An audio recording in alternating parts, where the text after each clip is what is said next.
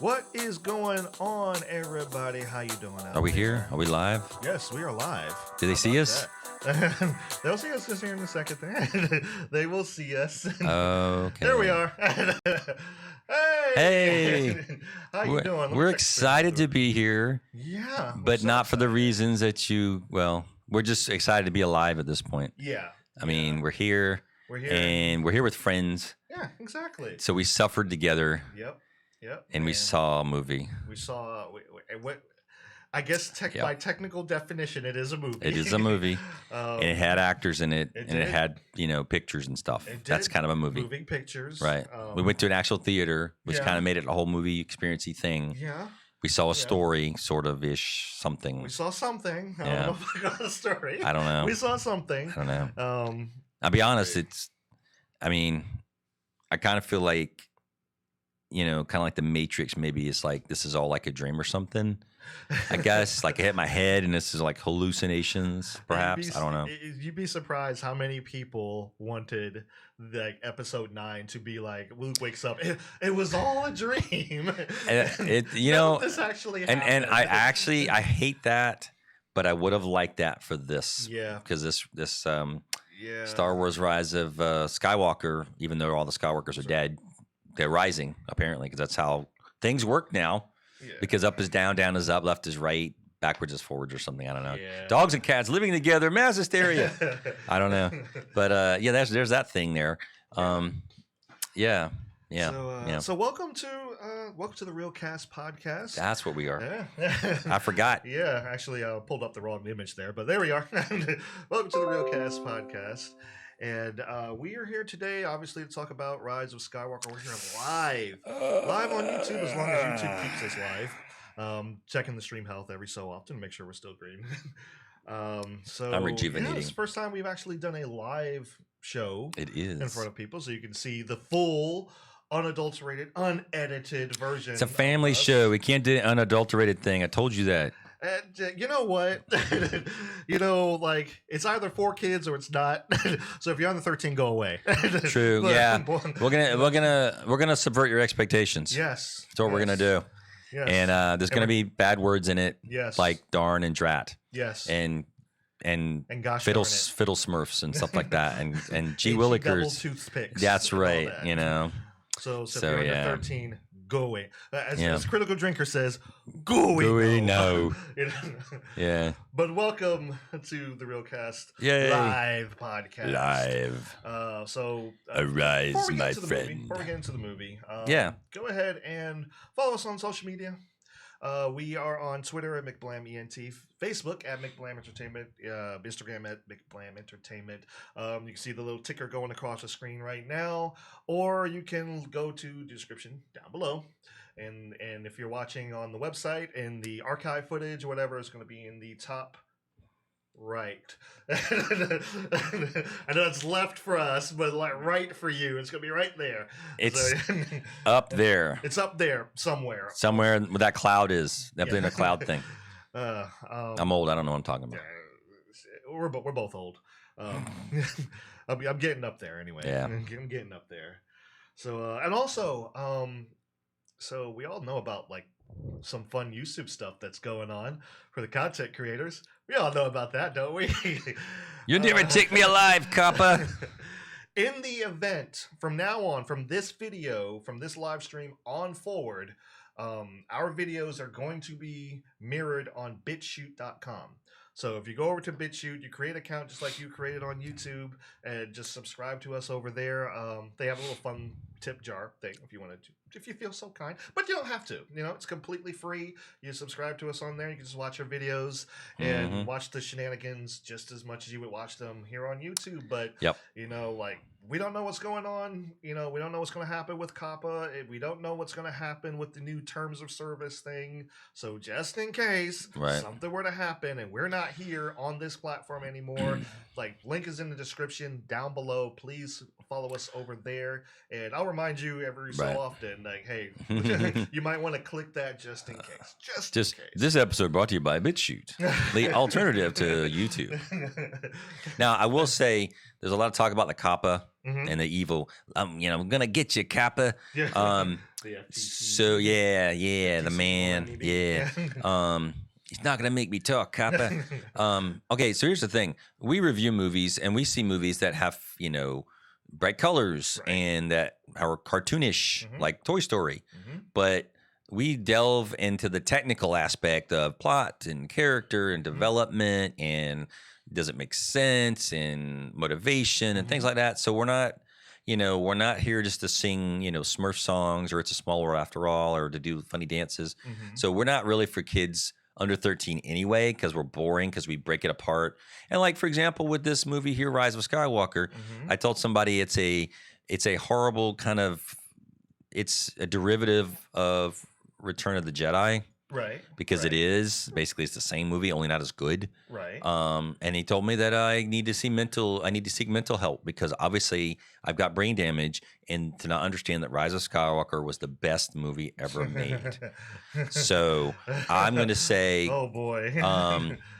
I would love to see what's their definition of bad. Right. I would say go have dinner with the Fockers because you are fucked up. Okay. Now, I mean, I could say the cuss words, but that's not as fun. Yeah. That's true. That's true. I mean, that kind of sounds dirty, and I would say that they're kind of a Bolshevik. See, it also sounds kind of dirty too. So yeah, a little bit. I mean, but it's all in where your mind takes you. It is, and indeed. I'm tweeting out the stream right now because I forgot. So I'm doing it live. See, you can see me screw up live.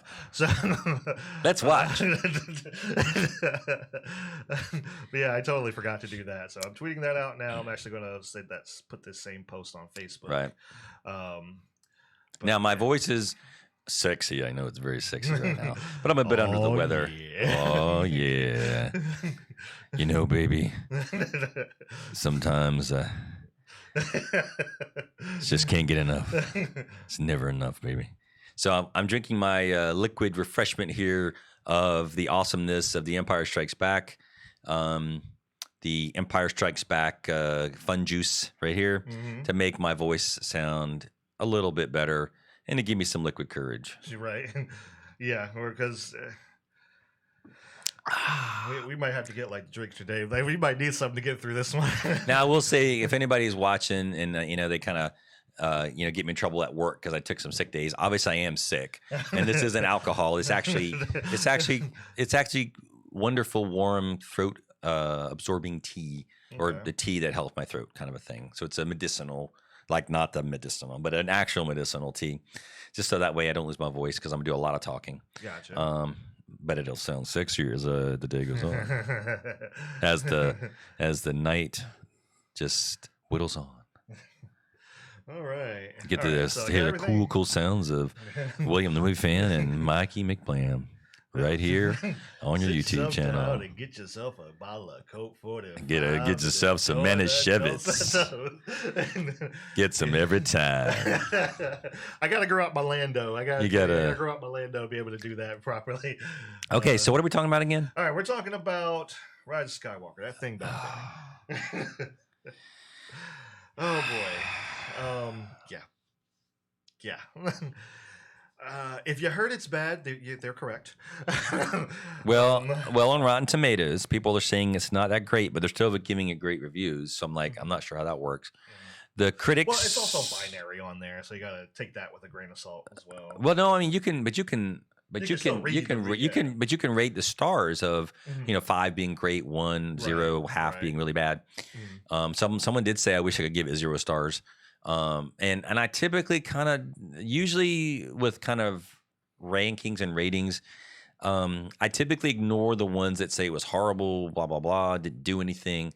Usually I kind of throw most of those out, and I usually throw out the most of the ones that are like, oh, it was the most amazing thing. Like the person who told me I was, got brain damage and it was the most amazing thing they've ever seen. And I just go, no.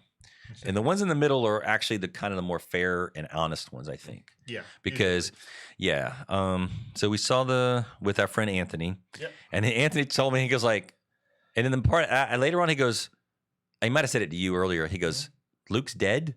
So he actually forgot. That's how much he remembered from The Last Jedi. He's like, Luke's dead? I forgot. What? Is he really? I forgot about that. And he saw it with us.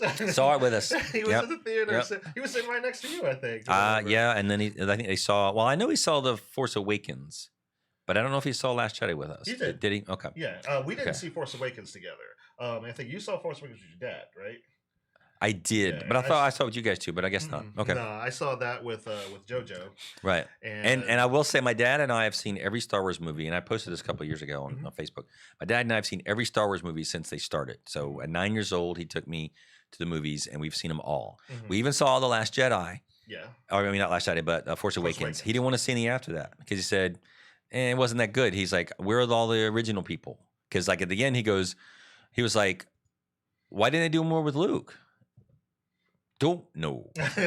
So yeah, he wasn't too thrilled, but he goes, it was kind of loud. It was very loud, and that theater had it so loud. This theater wasn't bad, but the loudness. It was good. It was good. No. It wasn't like you had to strain to hear anything, and so it wasn't too terribly loud like some movies are sometimes.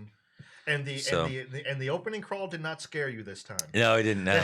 See, the thing that was so funny about that, and I was trying so hard not to laugh out loud, was because when The Force Awakens came out, and I went with Jojo to see that, and we would watch The Force Awakens, like, it goes the whole intro, whatever. I'm like, popcorn flying everywhere, whatever.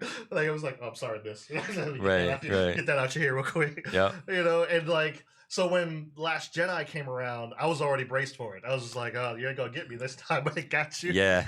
And it wasn't that it scared you. Right. It was what you said after. It was just kind of like you jumped, and then you were like, it's very loud. And that's why I was trying so hard not to lose it. But I was like, okay, it didn't get you this time, but they did it with like the same way they do the old movies, where it's a roll in. It's not just like automatic. It's like yeah. I was like, okay. Yeah. So it didn't scare anyone this time. No jump scare. So you're okay there. Start out strong. Yeah. What are you saying, basically? Yeah. So you got the opening crawl, which is, I guess, basic. It was actually fairly short, I thought. It was. It really didn't say a lot. Yeah.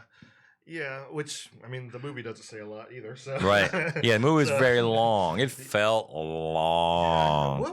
What was the time? Oh, my goodness. It was the second longest one. 2.5 hours, right? Something like that. It wasn't quite as long as Last Jedi, but it was the second longest one, I think.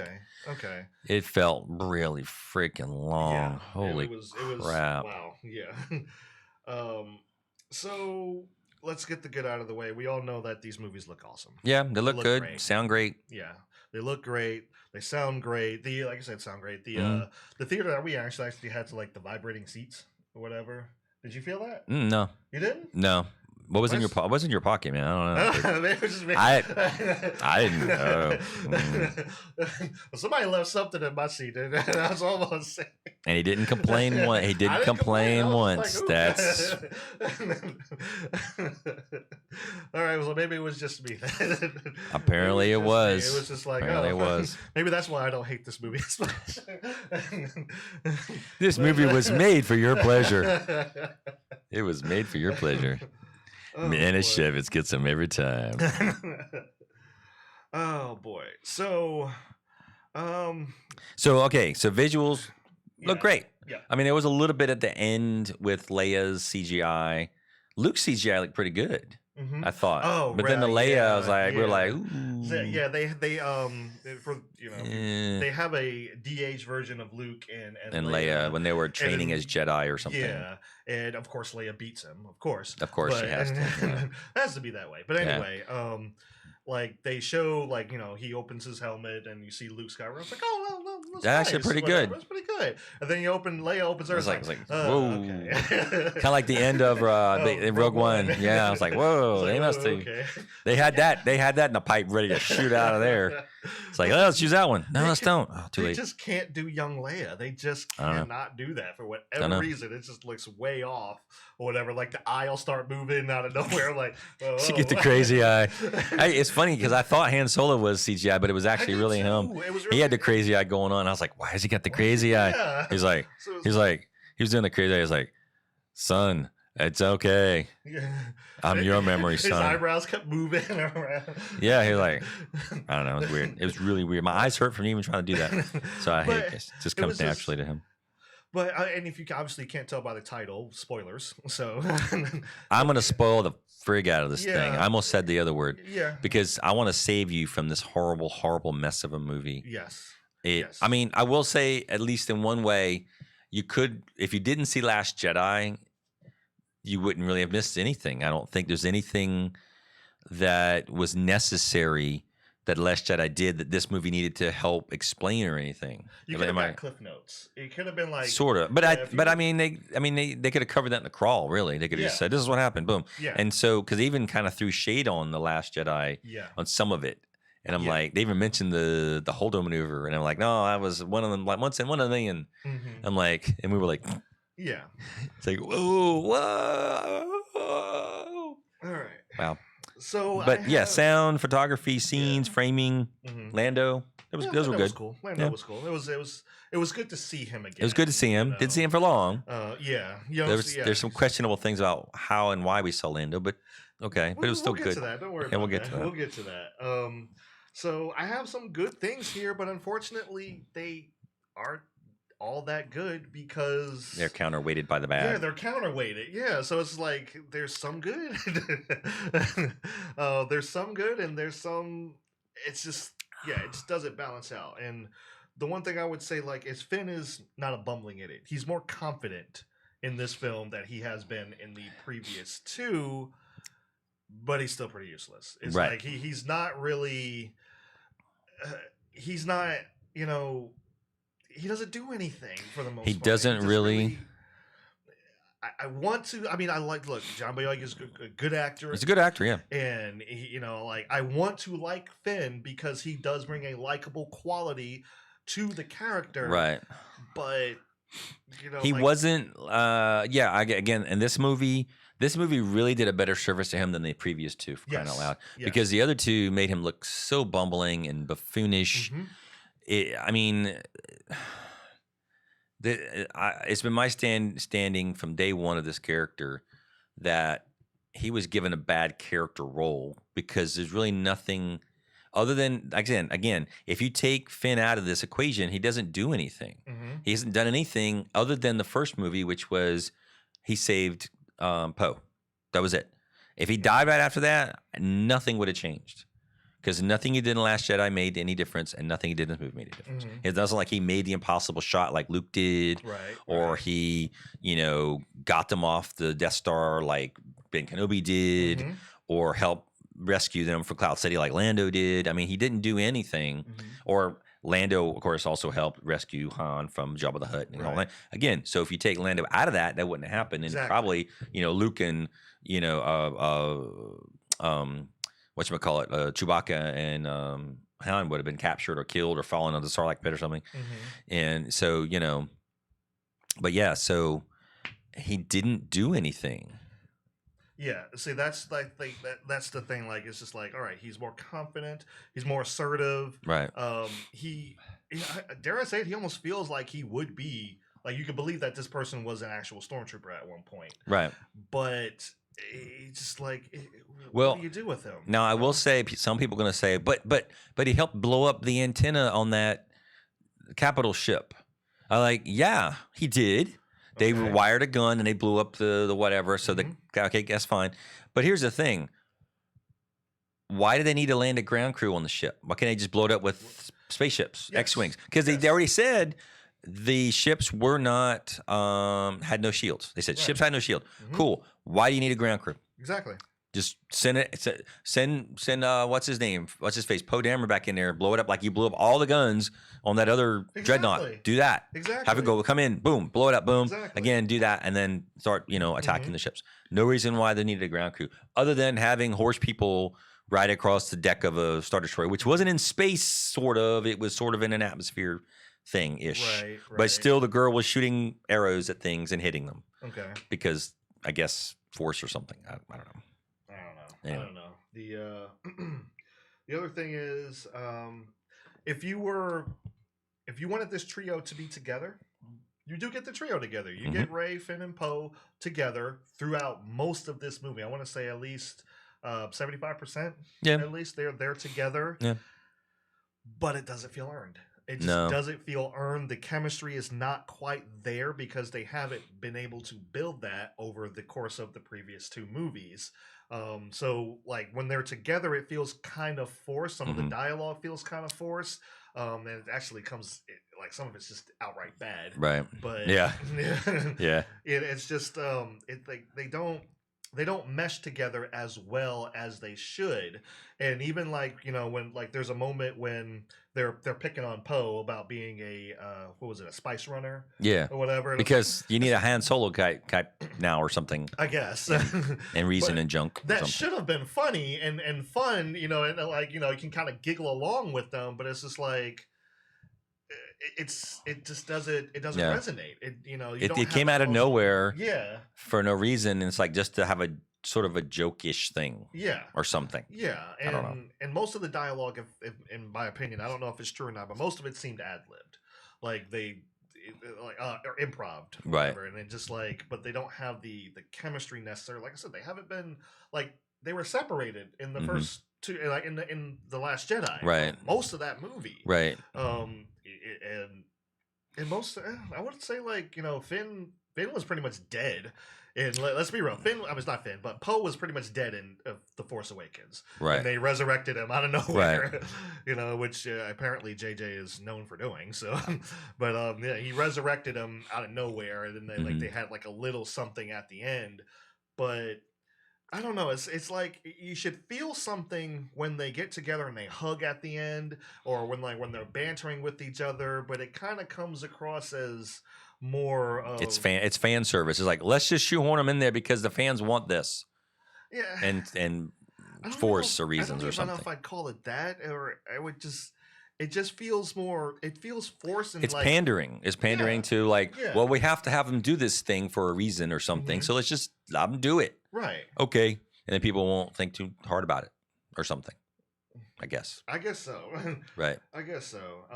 And the other thing I wanted to talk about is, like Rey actually has something to do in this movie. There's something with their character in this movie about being a Palpatine, because, you know, obviously if you've seen the movie, you know that okay, Rey is Emperor Palpatine's granddaughter.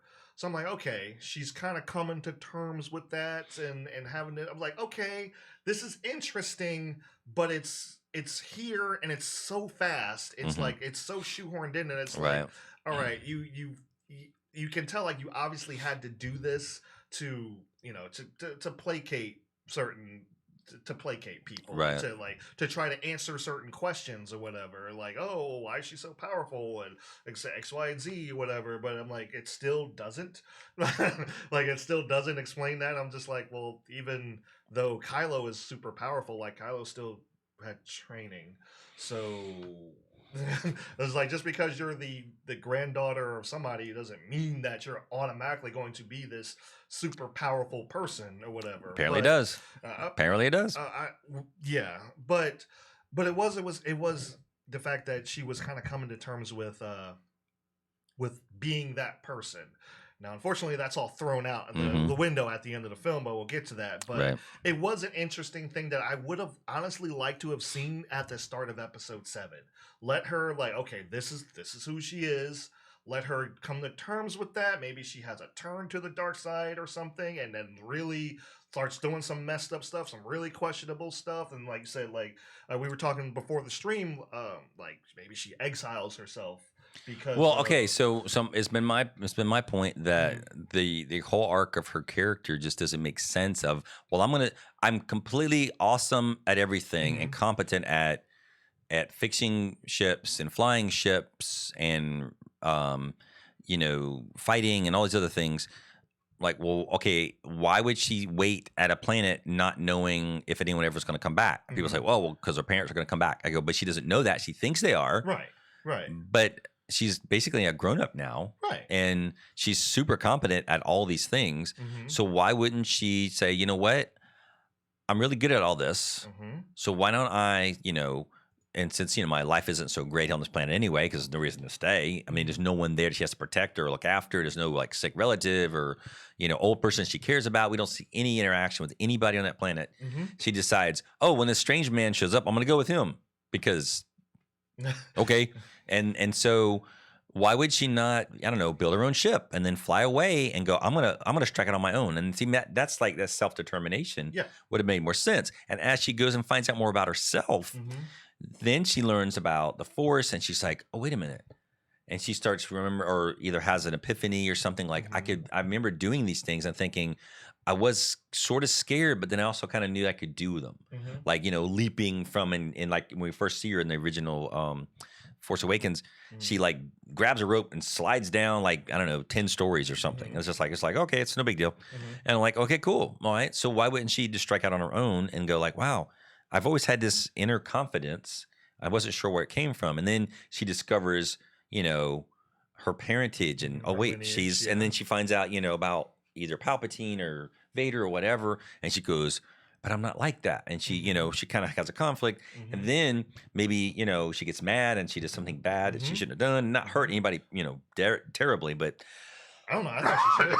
What's that? I think she should. Like, if I meant like not like murdered them. Not like Anakin did. Right.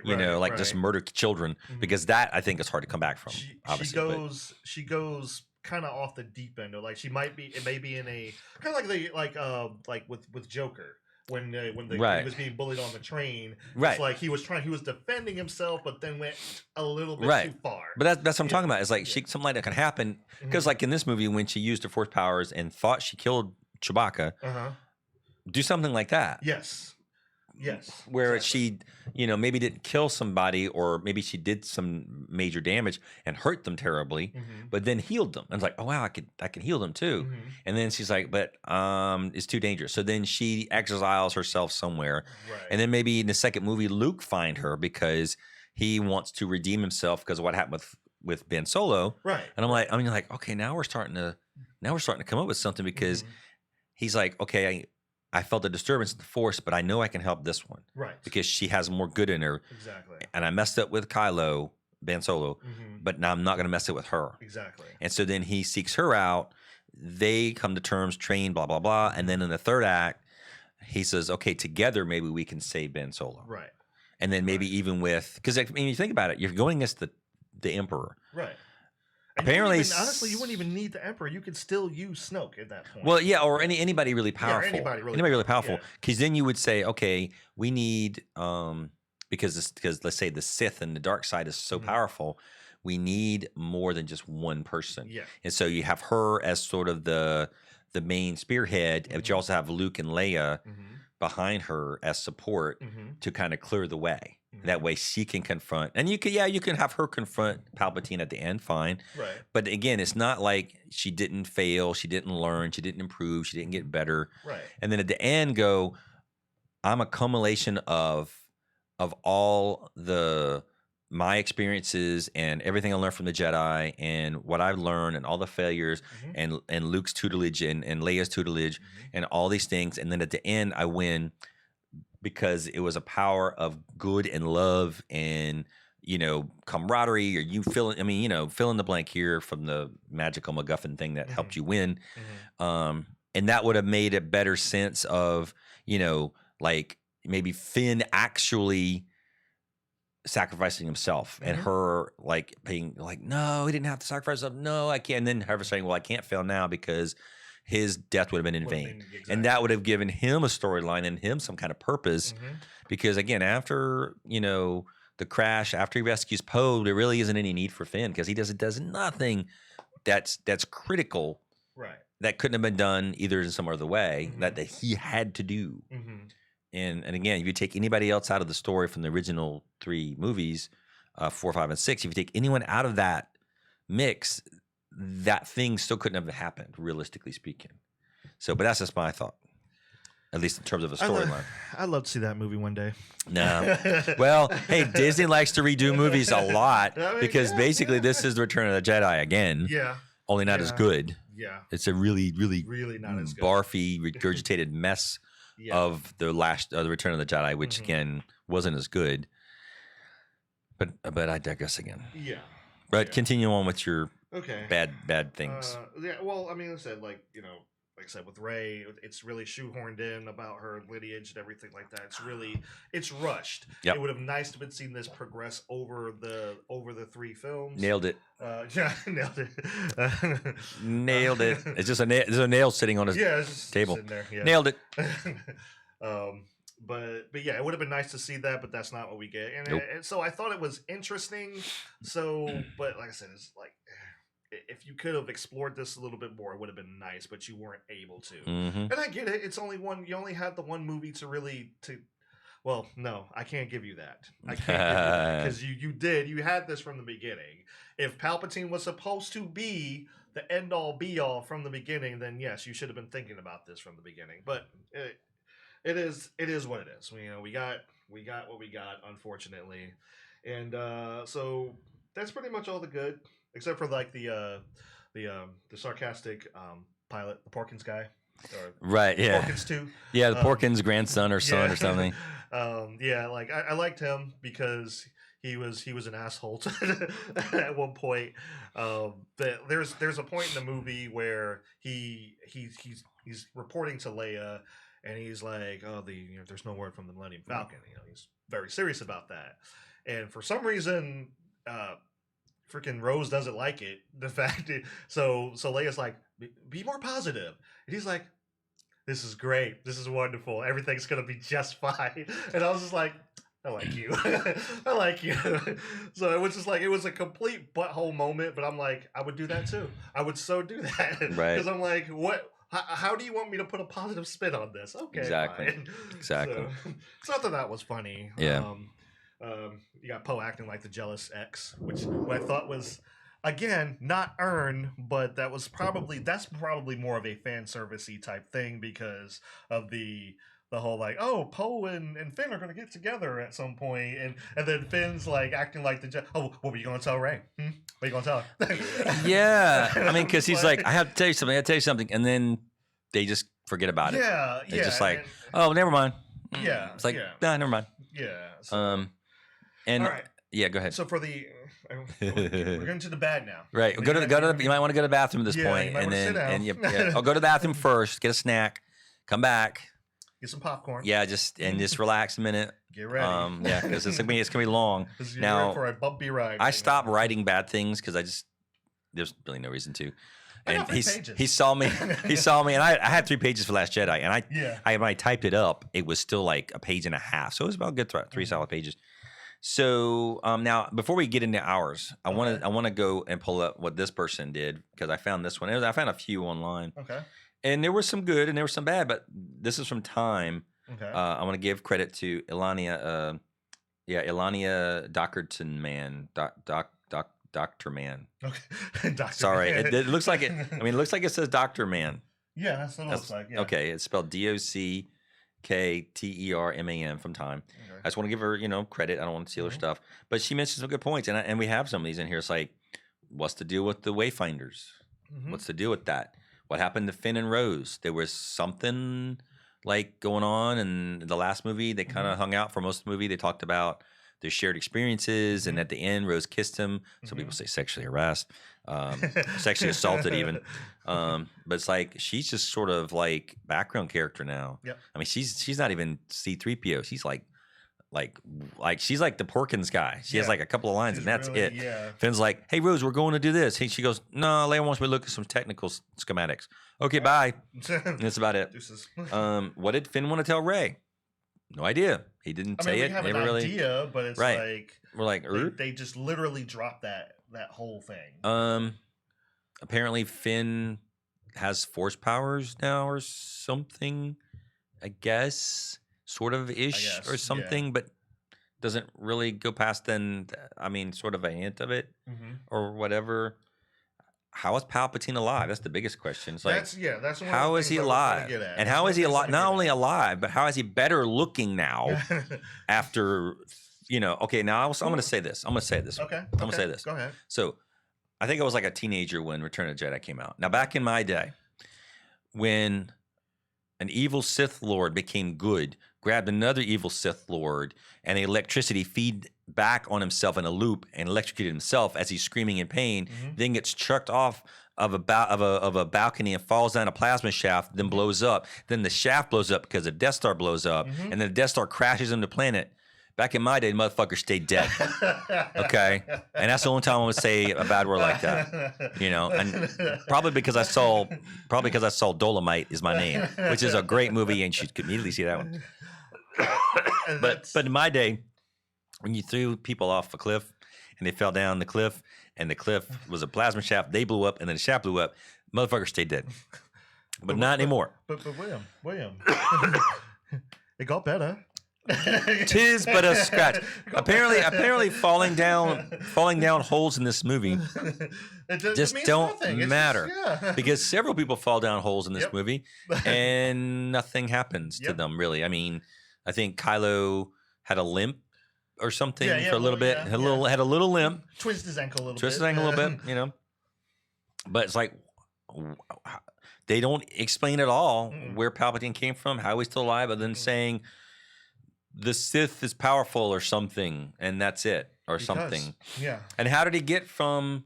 How did he get from the wreckage of the whatever, if that's what happened, to this other place? Given that the little magic MacGuffin pyramidal thing was still on the Death Star, that was only one of two existences they talked about, only two of them that got him there, but they somehow got there anyway. Right. And who was Rey's parents? Who was his grandmother? You know, who was Palpatine knocking up to create apparently perfect city baby thing that then apparently the grandkids were raising, or the parents of her were raising, and then decided to kind of do the Ben Kenobi thing and hide her on a desert planet because that's a thing or something. It's like they should have just scoured all desert planets, because apparently no one's going to send them to, I don't know, a populated planet or a farm planet or a cold planet or a water planet, because like so on. There's a part where we see Chewie get captured. Right. Because they were being chased. You saw they fly now. We've all seen that horrible dialogue. Oh my God, it's so awful. So they fly now, and they're escaping. They crash into like a quicksand, get sucked down into the quicksand, but they don't die because they can't, because it's in the middle of the movie, so you can't kill them. So they get sucked into catacombs underneath the quicksand, but the sand above them doesn't fill up the catacombs below it or something. And then they run into a magical snake. Levitating sand. I guess in the Force and junk. And so then they run into this weird snake creature that dug out the caves, and then it's injured because it is. And Rey decides to heal it because she can. And then the snake goes, "Cool, thanks," and then leaves. And then I guess apparently knocks a way out for them. And then hey, it was blocking that. Right. And then hey, there's the ship that they were looking for. And so Rey decides to go, "Oh, I feel a disturbance. I have to go check something." She walks off. They check out the ship. They go, "Hey, Chewie, go get Rey. We got to go." She runs out to get Rey, who's just right down there. Chewie gets captured by the stormtroopers, and Finn sees Chewie. Again, now, why don't the stormtroopers get the rest of them? Because they're like maybe, I mean, it's like they're like over there, like not even half a block away. It's like they're right there. Sight. They're within sight. So apparently they just captured Chewie, and the rest are like, we'll get the rest later. And so she said, he comes back in and goes, "Rey, they're taking Chewie," and so she runs out, and then you see the ship taking off, and you're like, and then there's this whole thing of her using the Force, and then there's that scene you've all seen the previews where Kylo is coming like 5 feet off the deck with this ex TIE fighter kind of weird TIE fighter or whatever thing. It's called something, I'm sure, and he's like flying 5 feet off the deck. She does the flip, cuts the foil off the side. It crashes. He gets out. He's fine because crashing ships and falling down chasms, and because he's booking it. I mean, it's not like he just crashed. He's like, "Oh no, he's booking it." Yeah, and he spins and spins and spins, but he's like, "Oh, the Force, and I'm okay," and Sith and stuff. Yeah, that scene right there, where she splits the foil. This whole foil falls off because he's going so fast. She cuts it and it kind of flies off, and he crashes. Doesn't get even hurt in the slightest bit. And then they, force grab for the ship. She shoots out lightning, blows it up. Oh no, Chewie's dead, but he's not. It's like, so why didn't they get the rest of them? Don't know. It's like, Who were the Knights of Ren? Don't know. Taking away all my points here, man. I just want to go. I mean, jump in, dude. Jump in. Please jump in. I'm just going with what she pointed out because we got other stuff too. Yeah. Oh, yeah. We got other stuff too. It's like, why aren't the Knights of Ren? Why don't they have some kind of lightsaber-ish type weapon-ish thing? I love the way you said that. I know you didn't mean to say it that way, but I love the way you say it. He's just like, why are the Knights of Ren? Yeah. Not who are the Knights of Ren. Why? Why are the Knights of Ren? Why? Who is Gamora? I do you one better. Why is Gamora? So it's like, who? You mean...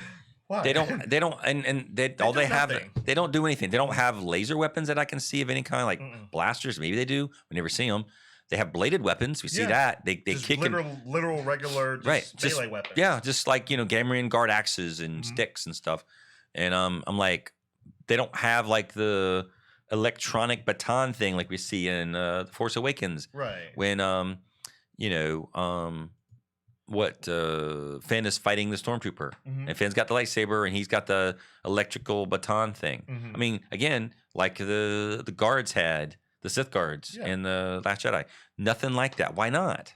Why don't they have that? They don't, and they're just sort of there. And then all of a sudden, at the end, Kylo is surrounded by them. I'm gonna let you do the rest of that. But it's like, and apparently the Jedi can just heal and resurrect people or something, and reasons and junk. Why did all these ships show up like at the end? Because it had to happen or something. Again, there's so many plot conveniences. It's just like, I mean, so I don't know. So the first thing I wanted to get to, like very, very, very, very beginning of the movie. After the crawl, I'm going to say this for the last time: lightsabers cut through people. Right. I'm just like, only when they want it to. Only when they want it to. It'll impale somebody when they feel like it, and then like Kylo Ren will grab a guy with the blade and he body slams the guy to the ground with the lightsaber. I'm like, are you serious? Why is he not half of a body right now? Should just cut him right in half. It should have. Nope. It just pushed him to the ground. People, and there was just like, just little sparks fly like they're Power Rangers or something. Now he did dismember a few people. I did see that, and he did punch through them with the lightsaber. Yeah, he stabbed through people. And I think at the very last one, he did cut the guy's like limbs off or something at the very end. I think that one. I saw an arm fall to the ground. I may have missed that one when I was writing it down. Right, I did see an arm fall. But for the most part, like and again, you see in the previews where he hits the guy and the guy's up in the air and he body slams him down with the sword blade. Through people. That's what they do. They cut through people. I gotta rejuvenate here. I gotcha. Do your thing.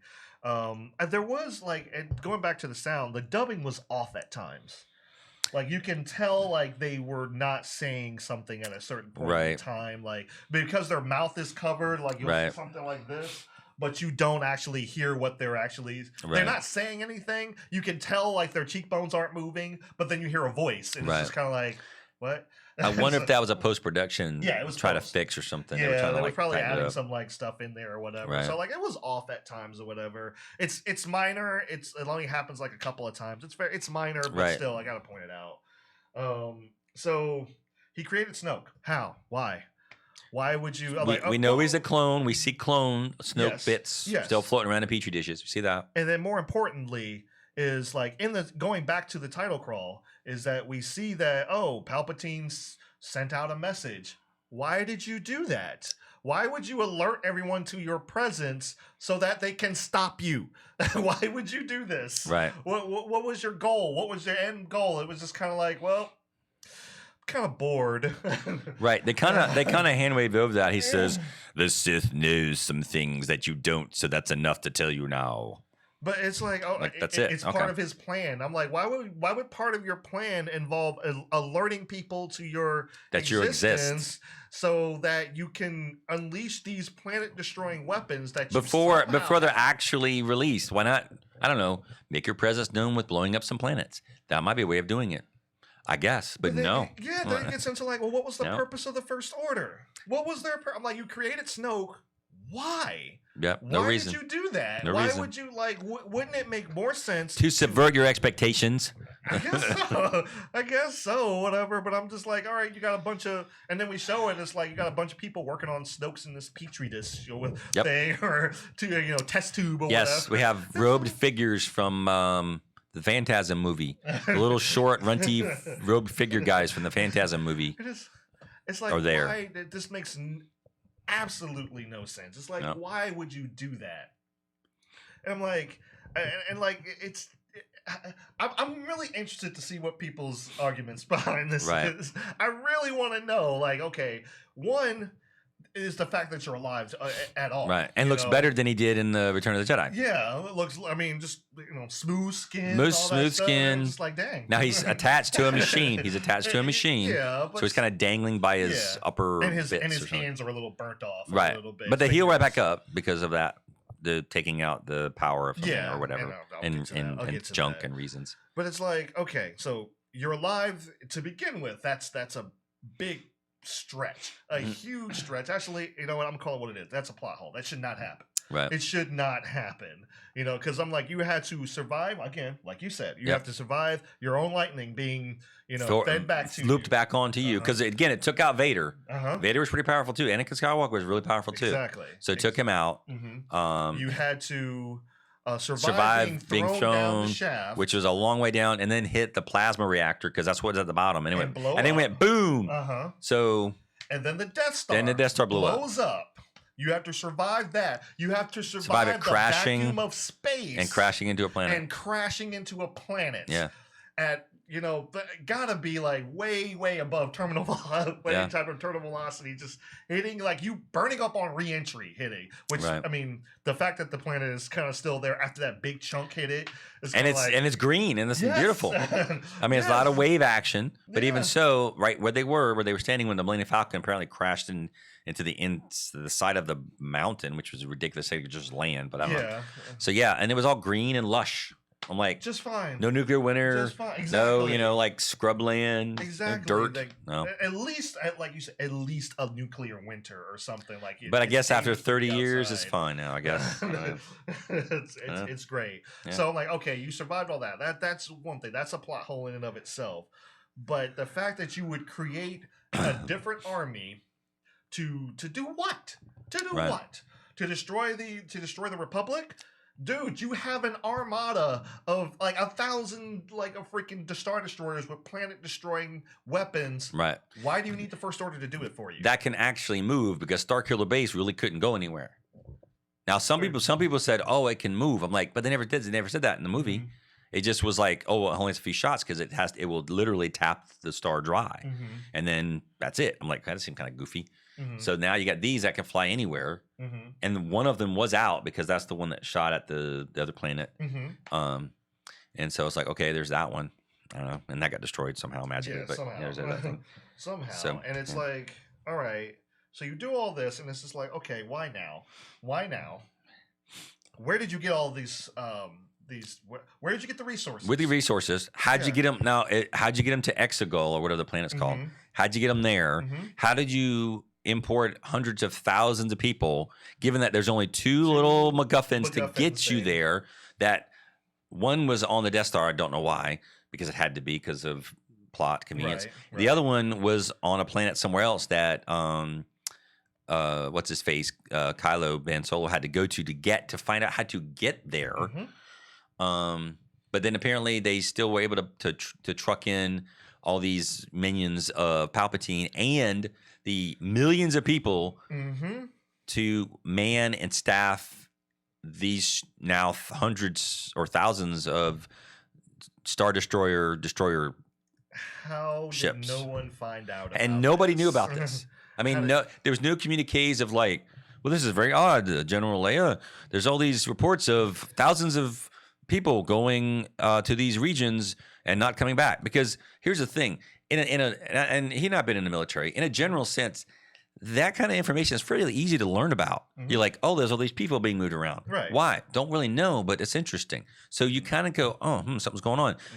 And the fact that thousands of people are being moved around and not being heard from ever again, because again, you have to support thousands of people in some way.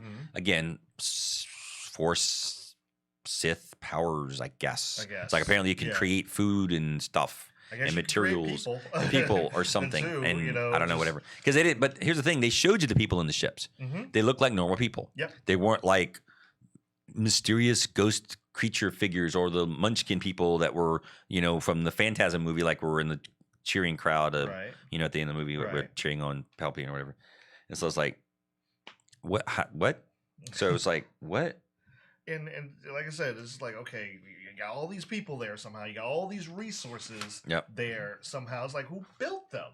Who built them? Well, it's just like, you see the planet is freaking desolate as heck. And it's like, who built them? And they all just rise up out of the ice. And it was just kind of like, how did they get in the ice? Right. Were they built in the ice? Were they like built and the ice formed around them? Don't know. How did you do this in 30 years? And here's yeah. And 32 years. And I gotta imagine it's hard to build a ship in ice. I imagine. I mean, I've never tried it, so. Because how long did it take them to actually build the Death Star?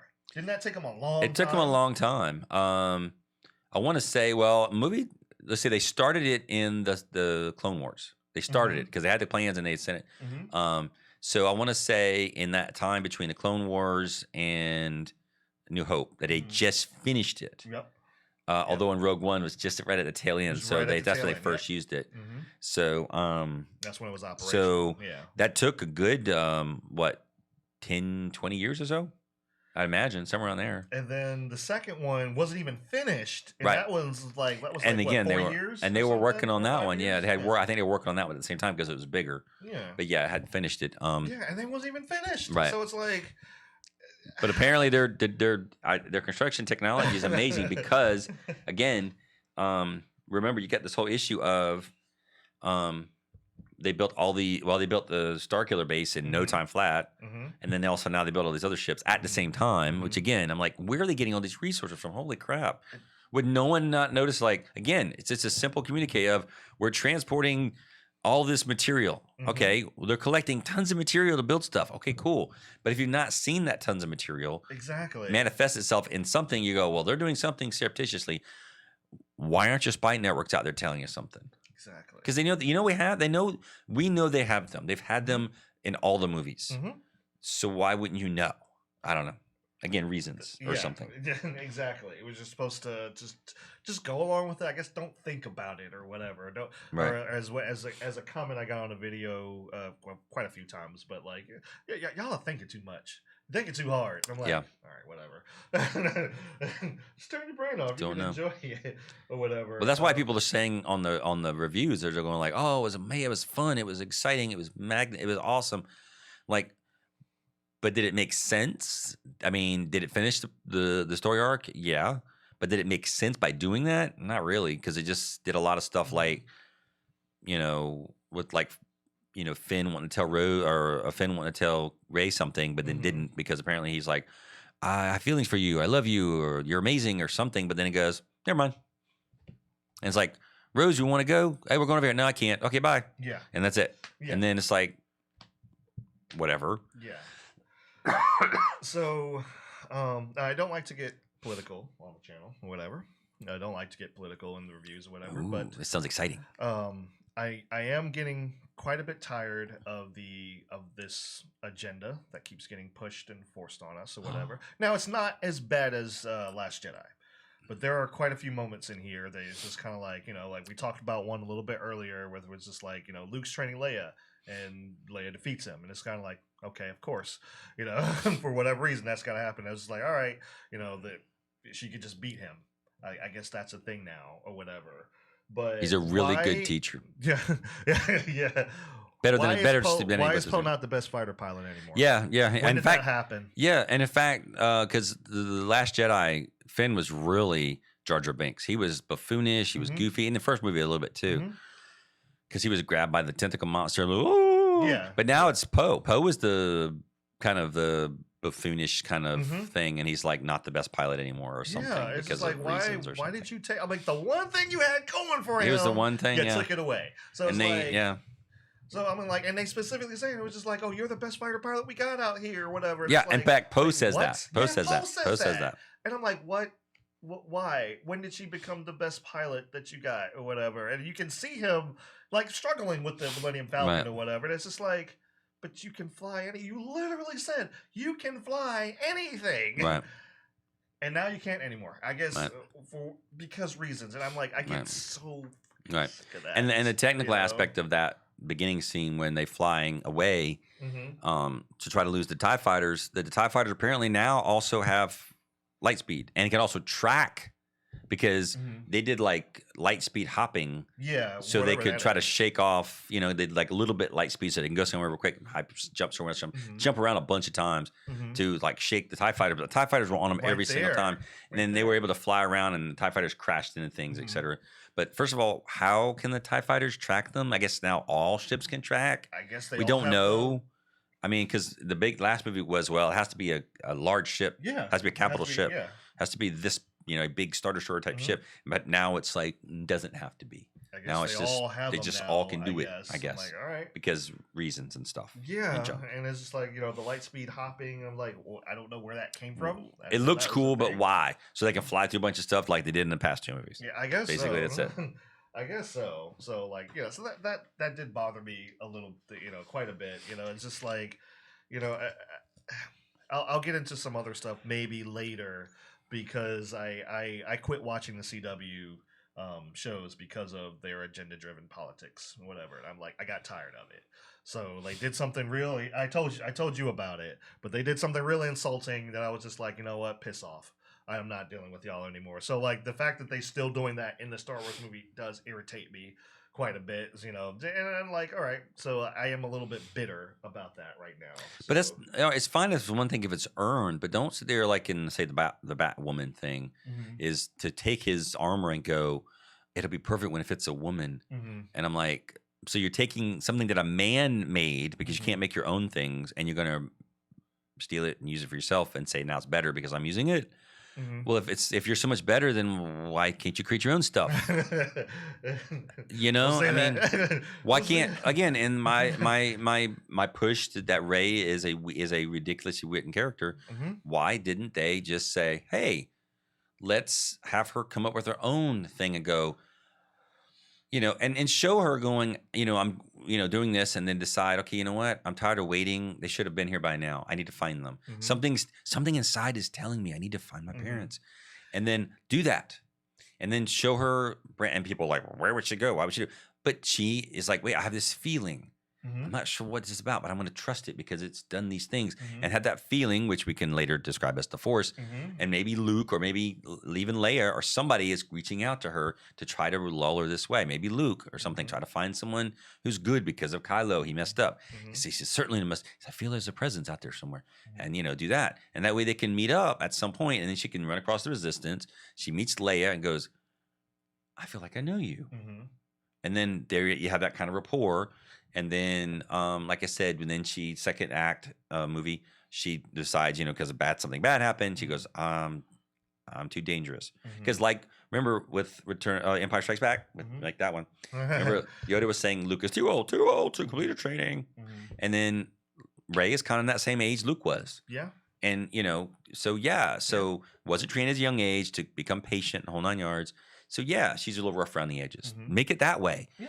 I got no problem with that as long as it's earned and not like, well, she has no failures, she does nothing wrong, and just gets it. And I'm like, what? That is some of the like that is a man has to earn it, but not a woman. Why? How is that a role model for young girls who?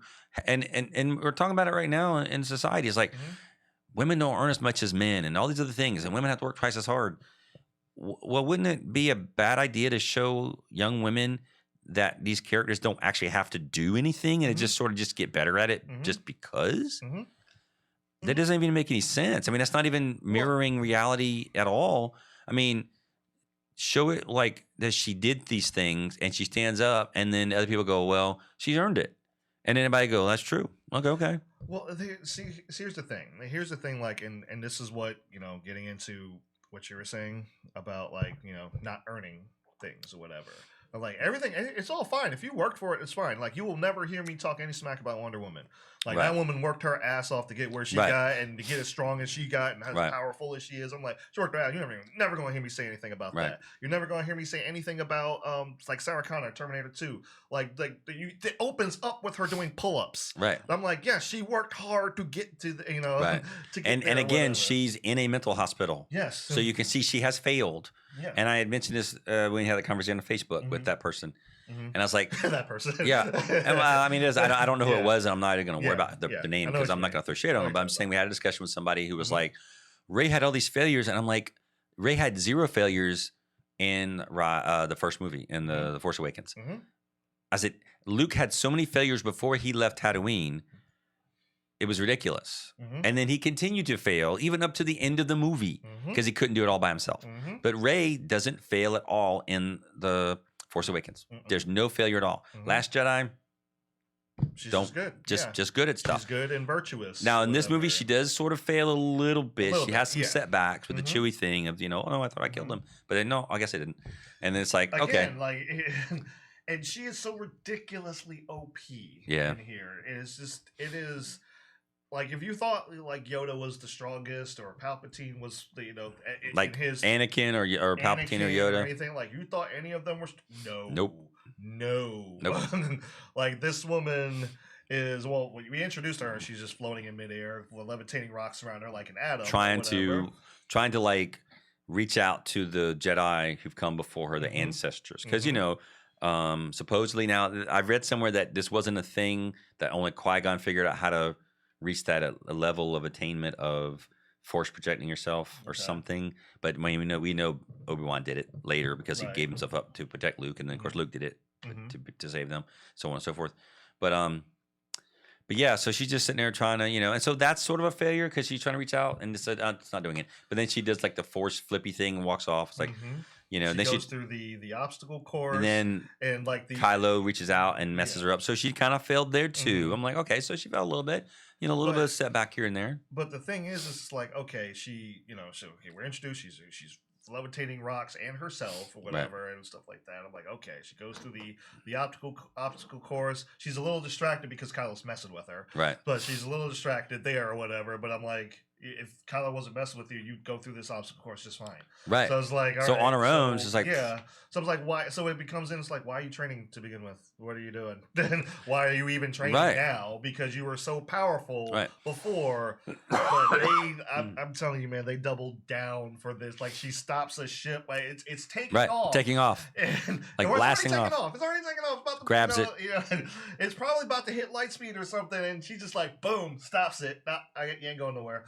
And it's like not even breaking a sweat doing it or whatever. The only time she might struggle a little bit is when Kylo is pulling it back. Tries to push her off. Yeah, and I'm like, I have fully believe that she would have just pulled that thing right back down to the planet, no problem. Yeah, or whatever. If Kylo hadn't done that, she would have. Yeah. It's like, okay. The force healing thing, where the heck is that? It's like I've heard of force healing before, but who taught her that? Luke didn't know how to do that. Leia did not. So she Luke just trained knew. Leia. She just knew how to do it. She just knew how to freaking do it. It's just like she felt the pain of the animal and healed the animal. But then later, this is I'm like, so she heals this giant snake thing because she feels its pain or something. Don't know how, don't know why, whatever. Okay, fine. And maybe she did the Yoda thing, between the rock, the ship, the land, the creatures, all living things, like Yoda was saying in the movie. If you're listening, I'm holding up my Empire Strikes Back cup my wife had made for me, which is amazing. I love it. It's really awesome. It's one of those. I'm drinking my hot herbal tea to keep my throat from dying. And then later, Poe is shot. Rescuing Chewie from a very easy escape from a overrun Star Destroyer that they just sort of get him out of, kind of like from the other movies again. It's like, oh, that was easy. And then he gets shot, and then she just goes, nah, I don't feel like healing you. I mean, she didn't even, it's not like she disses him. It's like she didn't even mention it. No. And he doesn't even mention it, even though he saw her heal the snake. Yep. And they're like, oh my God, she can heal stuff. He's like, oh my God, I can heal stuff. Good, Poe. I'm thinking, Poe, you're a fighter pilot. You might need your arms, but I'm good. I'm just gonna save it up for later or something because of reasons and stuff or something. I guess so, but it's like, all right, there's that, and then there's the. I'll get to the end. I'll save the end for a little bit later because there's other stuff that's going on at the end of the film or whatever. But like, if you had any problem with her being too overpowered, they doubled down on this movie. Yeah, they doubled down. They said like, "Oh, you don't like her that powerful? Let's up it. Let's up it." And then at the very end, let's multiply that by like 20. Yeah. Let's kick that mess into overdrive. Super Saiyan. Overdrive. God mode, overdrive. Turn it on and just go, man. All right. So let's see. They foreshadow C-3PO's death. Right. Which doesn't actually happen. Right. Yeah. It's like, oh, you're losing all your memories. Oh, no, he didn't. No. Yeah. Okay. So Chewie dies. No, he didn't. No, he didn't. Yeah. Chewie's dead. Oh my God. Chewie's dead. Oh, he's not. Yeah. Because we all thought he was dead too. We're like, oh my God, he's dead. Yeah. And it's like, oh, he's not. It's like, I was about to get mad. I was really about to get mad. I was like, that's how you kill off Chewie? Really? Right. But then Leia. Now Leia's death is just the most random thing, and this makes The Last Jedi hurt so much more now because I'm like that, when she's floating out in space or whatever, if they would have just left it there, fade to black. Perfect. That would have been perfect. Man. That would have been a great way to go. Punch, like it might have brought some tears off or something. That would have been great. But nope. No. They pulled the Rose thing on us. Nope. Yeah. She's back and she's alive and she's okay. And how does she die in this movie? Just cause she just says she reaches out to just fades away like a hot fart in the wind. And I'm quoting that from Professor Tosspot from Smack Talk. So my hat's off to you, good sir. It is. Oh my gosh, that is the most anticlimactic, unceremonious, sort of waved over. She's like, okay, she's dead now. Is there anything? Do they show anything wrong with her at the beginning of the movie? Nope. She's nothing fine. At all. She's walking around or whatever. And she didn't even project her physical presence like Luke did on another planet. She just reached across the heavens to talk to. And here's the thing, and again, the same thing with Rey. Mm-hmm. If she's so much more powerful, why did she die? She didn't even project herself. Just her essence of just talking to Ben. Like most people, Ben, Ben, I need you. Ben, come back. Mm-hmm. And then she's dead. Yeah. I'm like, but if she's so much more powerful, why would she be dead? Don't know.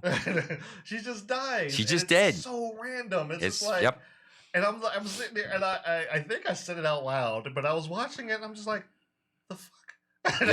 Yeah. He said that quite a bit, actually. He really said that quite a bit. Like, what is going on? All right, whatever. Can we get back to a cringeworthy moment? Sure. Let's talk. So, at the beginning, Kylo is using his magic lightsaber stick to not kill people, and then to kill people, and then not cut them off, and then sort of cut them off, and then body slam them to the ground because of stuff. Yeah, right there. Yeah, it doesn't cut them quite in half. It does hurt them or kill them, but just sort of a little bit. So then they take his mask over to the magic monkey man to repair the mask, and actually there's a little bit of a Warhammer 40K thing in there if you guys are familiar with that from Rogue Trader of the Jokero digital monkey people who create all this awesome technology. But that's just kind of a wink there. But anyway, because it kind of looks like you said, oh my God, they brought in Caesar. They brought in Caesar in this too. Yeah, some kind of like a monkey creature with like a digital face mask thing, which kind of was if you know Warhammer 40K, that's kind of where I'm going with that, with the kind of the weird alien orangutan creatures. Right. So they refix his mask, and then he's wearing his mask in the, I guess, mission briefing room when he comes in, and he force chokes one guy, and then the lady says, "I like your mask. It's very becoming," or something. I'm like, where the hell am I? And I'm like, alternate universe. She says, "Oh, the mask. I like it. Looks good on you." And I'm like, where the hell am I? That came out as so freaking ridiculous left field. Yeah. It was such a cringeworthy moment. I'm like, holy flipping crap. Why was that even there? That is another one of those they flying out dialogue things. Yes. And it may have been, maybe it was ad-libbed or something like that, because I've heard that JJ does like that. It was just so cringy. I'm like, oh, I cringed so hard. I'm like, oh my God, that was so horrible. So they were trying to find the magic MacGuffin to get them there. Yes. The magic pyramid of doom. And so well, at the beginning, we said Kylo found it and went right there. No problem. Yep. No problem. He's right there. Boom. Okay. Talked to Palpatine, etc. Mm-hmm. But he didn't kill Palpatine or whatever. Yeah. For whatever reasons. I mean, not like, why not kill him and take over all the cool things he has? Don't know why. Won't.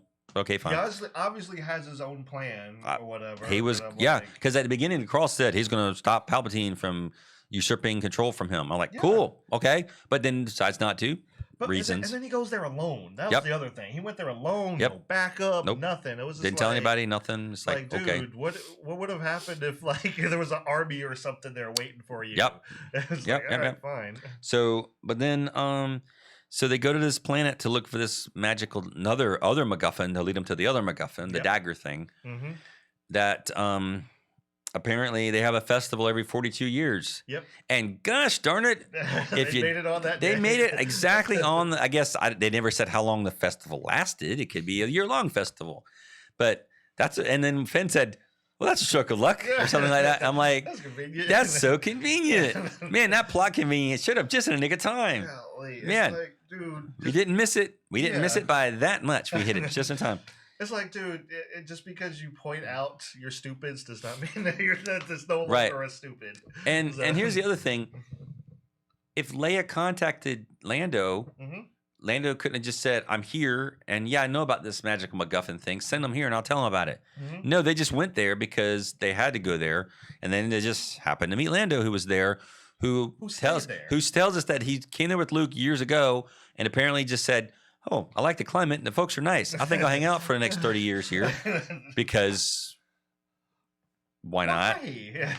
Why are you just on this random plot convenience planet? to the rescue again? I think there was something else. There was something that was probably cut. There has to be. I mean, well, it might be could be just plot convenience, but I'm just like, there's got to be why would you just randomly decide like, well. Like I said, that's nice. And then, of course, well, and here's the other thing. But again, the other thing that we kind of missed another main point we missed is like they happened to show up there where Leia had already been in contact with Lando. Now, he could have said, "Oh, I was looking for that thing with your brother too." Could have told him that, and then he could have sent him there, but didn't do that. But then he decides to stay for 30 years until he decides to leave because they asked him, "We could use another pilot." "Oh, my piloting days are over. I'm drinking my Manischewitz." And then he just happens to decide, you know what? Manischewitz is not enough for me. Colt 45 doesn't do it anymore. I have to fly a ship and go there. Apparently so. Apparently so. That's the reason. I do not understand that. I do not understand that. Yep. Then it's like they get there and they're like, "Oh, we couldn't find it." So then they fall through the thing and they're just like, "Oh, there's the body. Oh, there's a dagger. There it is." What a stroke of luck. I'm like... Now, and I told Mike this, if you're a fan of British comedy shows, there's a show called Red Dwarf. And there's an episode where the guys go to this planet. And on this planet, they were researching viruses. They have positive and negative viruses. So they happen to find what they call a luck virus. And then one of the scientists who was a hologram was infected with some kind of cyber virus. So Rimmer went back to the ship because he didn't want to catch it. Well, when he got in contact with the scientist, she transmitted it to him over the comm signal. So when they're back, Rimmer says, "Well, you guys got to stay in quarantine." He didn't realize he had the virus. He says, "You guys stay in quarantine. I don't want to catch the virus," but he didn't realize you already had it. So later on, he's infected and they're trying to escape him. Lister had actually taken a little bit of luck virus. And so the scene is like, we have to shut Rimmer down safely before he loses all cohesion. As Crichton was like, "We had to lose all cohesion." And he goes, "I need this control panel." He goes, "Oh, like this one?" He goes, "What's it?" And then Cal's like, "What a stroke of luck." And so to me, it's like, so they must have somehow found the luck virus from Red Dwarf. Apparently. And this is how they did all of it or something. But then the most unfortunate, unlucky thing happens. It's like they have this thing they have this dagger that's inscripted, and they're like, "Well, let's take it to C-3PO because we brought him because reasons." Yeah, so, he's there. Let's take it to C-3PO, who we just happened to bring along and leave the ship. So you give it to him, and we're just like, "Hey, can you read this?" Yep. Yeah, I can read it. I can totally read it. I know exactly what it says. Like, all right, tell us. Tell us. I can't.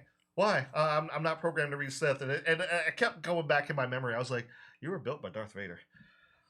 I'm just saying. So he's programmed to read it, but not actually to translate it back to you. Yes. Because that's against his programming. Because who programs it that stuff way? And junk. Who does that? It's just like, but why? Right. Are the Sith words just all curses or something? Yeah. Did Anakin's mom just like, now you don't program that robot to be the doing Sith, the Sith apparently are George Carlin's 7 words that you can't say on radio and television because they will taint your soul and curve your spine. There's 7 words you can't say. That's what it is. The Sith is George Carlin. George Carlin is Emperor Palpatine. That's what's going on with that. Yeah. It was not safe for. They're just like, well, we can't do this. And he was like, well, let's take it to somebody that can. And it was like, oh, you can go to this planet and do that. And I'm just like, so we got another MacGuffin going on, another person. What a stroke of luck. well, even before they leave the Lando planet, planet of Lando, Ben Solo reaches across the cosmos because apparently now they can't just talk to each other; they can actually physically interact with each other and slap each other around. Yes, and so he grabs a necklace she has on around her neck that she just got from somebody, and then they analyze the necklace and go, "Oh, it's from this planet," and then they go right there. Yeah, because and he can physically not like because now they touched on it a little bit in The Last Jedi because remember she was on the planet and then his glove was wet, so they kind of touched on it a little bit, but now apparently you can just bring objects. But they weren't the ones doing that. Snoke was doing that. That's from supposedly. Palpatine well, I guess he was still doing it. I guess. I guess so, or whatever. Well, it seems like I don't know. It seemed like Kylo was doing it the whole time, right? Or whatever, and he would just and she was just like, all right, and some reason she couldn't see his surroundings, but she could still see his, right? And it was like, no. But wait, you. But she's not that powerful again, or something, because she can't see what Kylo's doing, but you can see what she's doing, so she just doesn't understand it. She's not as powerful as we thought. I don't know. We don't know. Again, we don't know. None of this makes any sense. But it's like, all right, your goal is to capture Rey right now, right? Grab her. Just grab her. I'm like, you grab the necklace or whatever. I'm just like, just grab her. I mean, can you not do that? Is that against the rules or something? How does Force Skype work? I would like to know this, so I know. And now again, maybe it's only an inanimate object. So why couldn't he have grabbed C-3PO? Is it only small objects? I don't know. Grab BB-8 or something. But that was the thing. Like he couldn't see her surroundings. That was the thing. That was just like. But he knew, and I guess he just grabbed something on her or something. I guess. Again, we don't know. I don't know. Now I will say in that same scene with they fly now, which was repeated several times because that's a brilliant dialogue and screenwriting. When they shot the stormtroopers down who were flying now down, they did the woo. I'm like slapstick. Yep. Sure. Yep. Why not? Slapstick when somebody's it was extremely violent for no reason. Yeah. Like, it was like Looney Tunes level of violence, but like uncomfortable. I was gonna say I half expected to have the stormtrooper come out of the hole that was shaped like this, like this, and then he hold the sign up going "Egads," right? Freaking Wile E. Coyote. Yes. Yes. Like, why? And it's just like that. It was unnecessarily violent. But they fly now, even though they've been flying for years. But I guess we just forgot about that. I guess. And Finn, of all people, just forgot that he was a stormtrooper or something at that point. I'm like, you would know this. I don't know. You should know this. But whatever. They fly now. I don't know.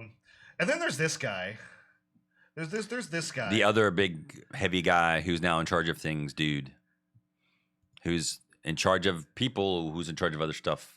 I don't know who the heck he is. He was, he just comes out of nowhere. Did they ever mention his name? I guess I don't know. General, commander, leader, person. Maybe one. I think Hux referred. I guess because he's pulling the strings of the main thing. He's in charge of the fleet that Palpatine created magically or something. Yeah, but it's just like, okay, all right, where did you come from? How did you get to this level of power?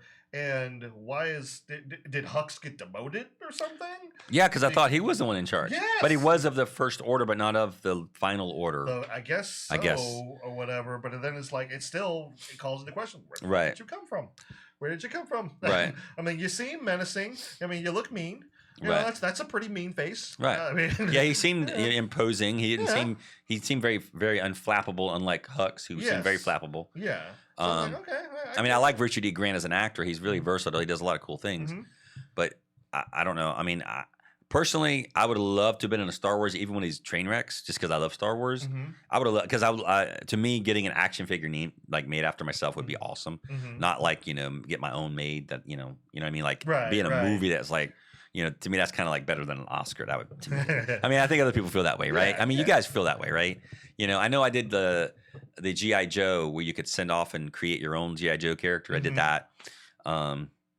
But yeah, the thing with that is like they kept having that vision thing, and they had later on when they were trying to rescue Chewie, they had another vision fight thing. Because he went to the planet where like, we just happen to know the guy who can take care of this thing that makes C-3PO talk, but then it'll wipe his memory. Mm-hmm. But then later on, but not really. Yeah, because because R2D2 has a backup. Because he's a backup. Yeah, but you already found out wasn't reliable, but apparently it was reliable. It was. So. And so on and so forth. So he translates it. They find out where it is. He's wiped clean. He starts over. He does the whole, "Who are you? I don't know you," and then he becomes back to normal again because of that. That's like. Okay. And getting back to Chewie here, I don't know how most people felt about this, but Chewie was pretty damn useless.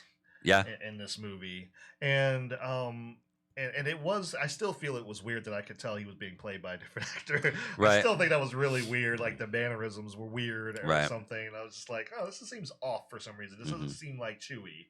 But he was rendered very background. Yeah. And it was like the fact that he just got captured, no sound, no fight. No. I'm like, this dude could rip people in half. Right, yeah. So I'm like, hey, remember from Solo? From Solo. He's eating people. Yeah. So I'm like, how did they take him? They just took him. And it looked like there was like one or two stormtroopers. It's like, we got you. Oh, okay. I'm like, are you kidding me? Are you kidding me? And whether they rescue him, and then they're just running through the whole thing, and they're just like, boom, boom, boom, like no cover, nothing. They're just running through the hallway, shooting like crazy, taking down all these stormtroopers. I'm just like, apparently First Order caught in the first place. Apparently First Order stormtroopers are just as sucky as Empire stormtroopers. They're worse. They just can't hit nothing. They at least had to, but they at least had to take cover from them. I know. In their original trilogy, it was just like here, it's just like, oh come on, like yeah, okay, I know the meme they can't shoot or can't aim or anything like that. It's like yes, I know the meme. But it's like they still had to take cover. Right. I'm like they didn't take any cover whatsoever, and then. There was something that really, really bothered me, and I forgot about it last night until I woke up this morning and I was thinking about it. And it was like when Leia dies, Chewie has the most over-the-top reaction to her death. I'm like, you were not even that distraught when Han died. Right. But when Leia died, it was like he was gnashing of teeth and pulling of hair, like biblical. It was full on. You ever if any of you ever watched any of those '90s hood movies where like a dude gets shot and the mother comes out? I was gonna say that. Like throwing themselves on the casket, kind of thing. Like, oh. I'm like, for real, Chewie, and I'm like, man, like, I'm probably the most bubble blown baby out of all of our friends, and I'm sitting here like, Chewie, you need to man the heck up. Well, and you know what? I would have figured he would have just like, well, you know what? You're dead, and I'm not really booking about it because when I saw Han Solo die, you hugged Rey, and she didn't even know him, and you just let me run by you. It's like, so you're dead. Oh well. Like, sucks to be you. I'm like, oh my gosh, Chewie. I'm like, Chewie, like you need to get yourself together now, man. And I'm like, it was just so way blown out of proportion, over the top. I'm like, this is Chewie that you're representing now, Chewbacca. And I'm like, I could see him being depressed you know, or just kind of like sullen, or like whatever. Everybody he knows dead. Yeah, or maybe that's why he was just like, I'm the last one left. There's nobody left but me. So why did you leave me with these people? And then Lando shows up. I got some Manischewitz. Get you every time. Golly. But it was like, yeah. Hey, Chewbacca, come have a drink with me. He needs it. He needs Looks it. like you need a Colt 45. No one does it like the bull. So there's mention of a spy. Yeah. And gee, I wonder who that is. Yeah, right. It's just like don't have a clue on that one. It is so obvious, like incredibly obvious that it's like, all right, dude, it's Hux. It's like even when he mentioned it, I was like, so Hux. I was kind of pulling for Captain Phasma, to be honest with you. And like she show up again because apparently falling and explosions don't kill people. Yeah, apparently not. Because she didn't die on the Starkiller base. Nope. Apparently they check the garbage before they go, oh, well, make sure we check the garbage. Oh, there's a person in there. Oh, I'm glad I checked. Well, that was lucky. Yeah. What a stroke of luck. You know what? I would have on a ridiculous note, on a more ridiculous note, it was like Hux as being the traitor is already ridiculous, but like on a more ridiculous note that would have made me laugh. Yes, fat Captain Phasma. Like I'm tired of dying for these people. Yeah. Say no. It's like, no. I'm done with dying. But I do like Phasma is one of those like so wasted because like the way I always looked at Phasma, I was like, you could have been the person that was the spy or the defector. Mm-hmm. You know, he like could have been that person that was like, who knew Finn was defecting, right? But was like, I'm going to protect you because I know what's happening. I went through this, right? So I'm going to protect you. So it would have made more sense when like they show up and they run up against Phasma conveniently, but they run up against Phasma. I mean, because okay, to be honest, for crying out loud, how big is this freaking base? Exactly. And you're just like, oh, just happen to find the only one who can turn it off without a problem. Okay. Exactly. What a stroke of luck. It would have made more sense if like she would have just been like, all right, let me help you. I'll help you here, but you have to like, hey, you got to do something to me to make it so I can still have my status here. So they don't know, or something like, I'm like, okay, she is this, she's defected. And she's helping other people that have defected or whatever, trying to get them away and stuff. Because, I can see, like, she's a slave just like everyone else and stuff. So I'm like, okay, you could have done that, but no, you didn't. So you gave her, like, 2 seconds of screen time in the first movie, 2 seconds of screen time in the second movie, and you killed her in both movies. So it's like, why? I don't know. So, yeah, I would have, on a more ridiculous note, if Phasma would have showed up, I would have just cracked up. I'd have busted out. Ooh. Rub the magic totem, rub the magic talisman, make it all go away. But if you didn't know that Hux was the traitor or the spy, if you didn't know that, Hux would gladly tell you, because for some reason the movie just thinks people are stupid. It's just like he literally saves Chewie and Poe and Finn. He saves them. Right. He shoots the stormtroopers, and then he literally looks over. He's like, loud as hell, "I'm the spy." I know. Really? I would have never. I never knew. And I was like, come on, man. I'm like, we're not stupid. It's like, thank you, General Obvious. I guess maybe they don't like gingers on his ship. Like, they always call me the redheaded stepchild. I hate that joke. It's been done to death.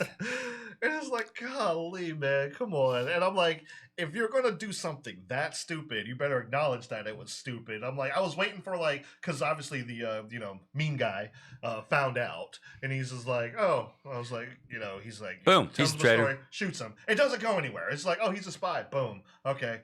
We addressed the spy problem. I'm like, well, that, you just just frick this character, right? Yeah. Just frick Hux. Yeah. You know, frick this character altogether. I feel really bad for Domhnall Gleeson, I think it's Domhnall Gleeson. Yeah, I was like, I feel bad for him. I'm like, man, come on, man. They could have done something with Hey, him. don't feel too bad. He's got an action figure, man. Feel bad for me. I had to sit through this crap, and I had to pay to sit through this crap. He got paid to do it, and he got an action figure. That's true. Don't you dare feel sorry for him. But it was just like, if you're gonna do something that stupid, I was waiting for them to pull up. It's like, so have you heard about that spy that we've been having? It's like, and I was like, yeah, I don't know what you're talking about. And then pull up on screen, I'm the spy. And he just kind of like, if it was Mel Brooks, they would have done that. They would have done it as Mel Brooks. I mean, they might as well, as ridiculous as they were getting at this in this movie. It may as well. There was so much melodrama. That's what I'm talking about. The melodrama. That was one example. There was another example of Poe was like, we have to warn everybody. Yeah. We have to do this. Yeah. He was like overreacting like crazy. I'm like, what are you doing? Yes, exactly. It was like, oh my God, we have to do this. I'm like, what is he doing? They made Poe kind of, like I said earlier, buffoonish. Yeah. I don't know. Yeah. And I don't know how to feel about the whole okay, Leia left him in charge. Mm-hmm. Now, I don't know if this was a politics thing or if I should actually look at this as his character, but I'm like, I don't know his character outside of being a hotshot pilot. Who has some snark, who has some good one-liners or whatever. He did make me laugh at the end of the movie when he was like, he's like, you wanna? No, okay. I tried, but I thought that was funny. I don't know why, but here's the thing. But again, they kind of screwed that over too, because the girl was like, "Come with me." Yeah, and I'm like, exactly. oh, that's nice. I'm like, he's like, no, I can't. I gotta finish this war. Right. And I figured that would man, he's actually grown up and he's actually, seeing stuff through. And man, that's just wonderful. Mm-hmm. Then later on, she would like, yeah. Yeah, exactly. But no, apparently no. Poe, you suck, man. You don't get nothing. You get the mantle of command and nothing. No loving for you, Mr. Poe, man. Go rub one out. Yeah. Wait. Rise, my friend. But see, that's improv right there, folks. He set it up. Boom. There she goes. But Rise, my friend. I'm just like, okay. Say hello to my little friend.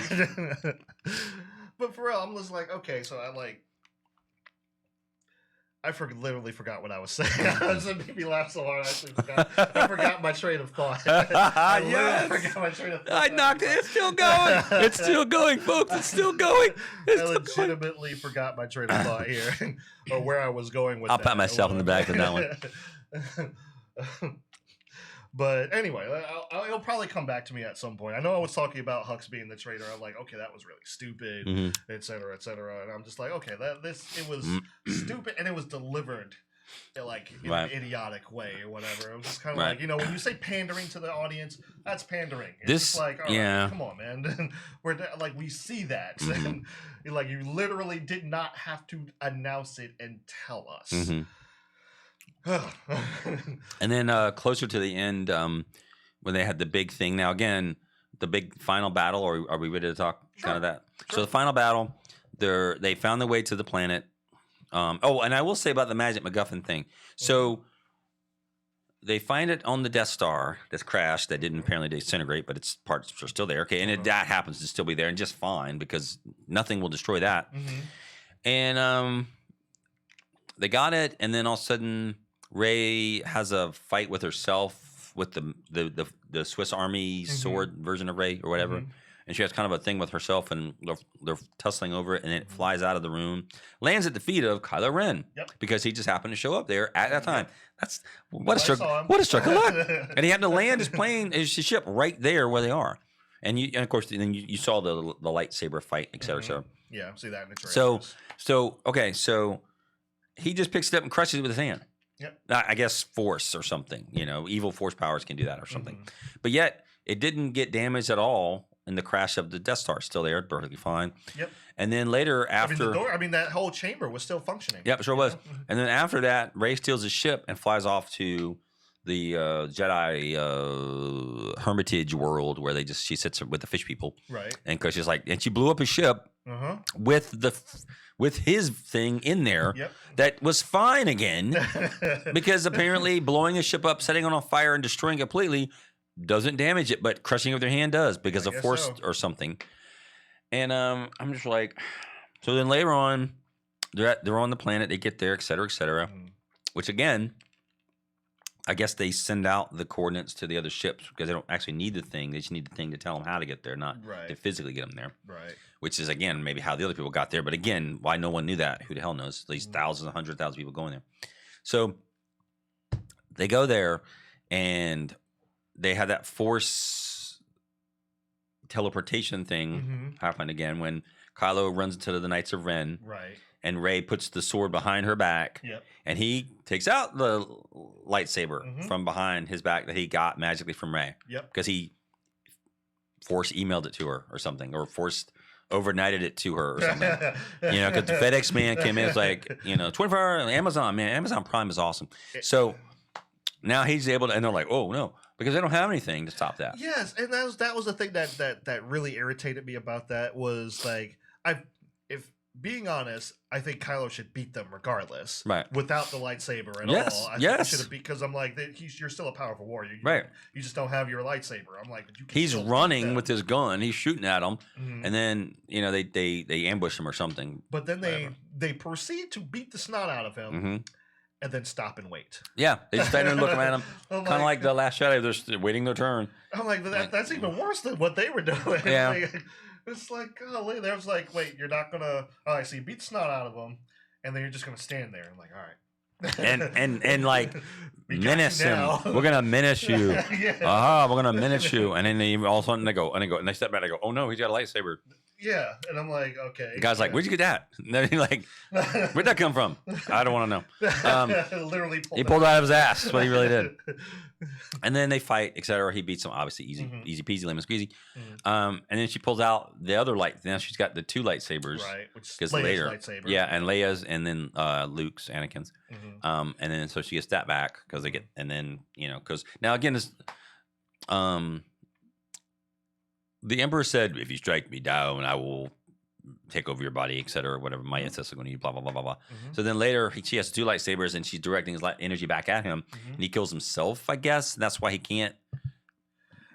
His force doesn't go into her, I guess. I think it was supposed to be if you strike me down in hate.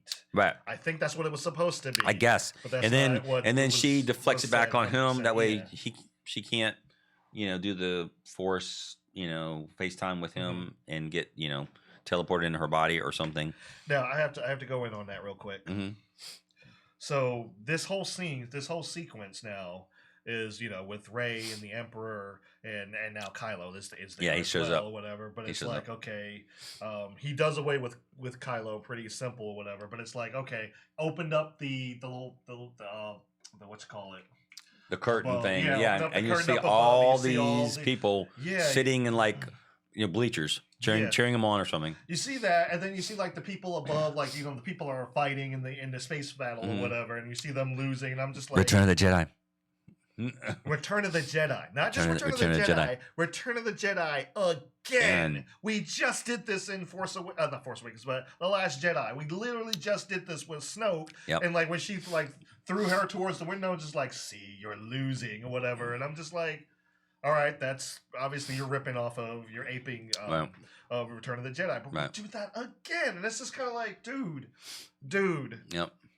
Like I understand you're trying to do your best to erase what happened in The Last Jedi, taking pot shots at it. But don't do the same damn thing that they're doing. I'm just like, how are you gonna rip on them and then do that exact same thing? It's just like what we were talking about with the earlier. We were talking about with the when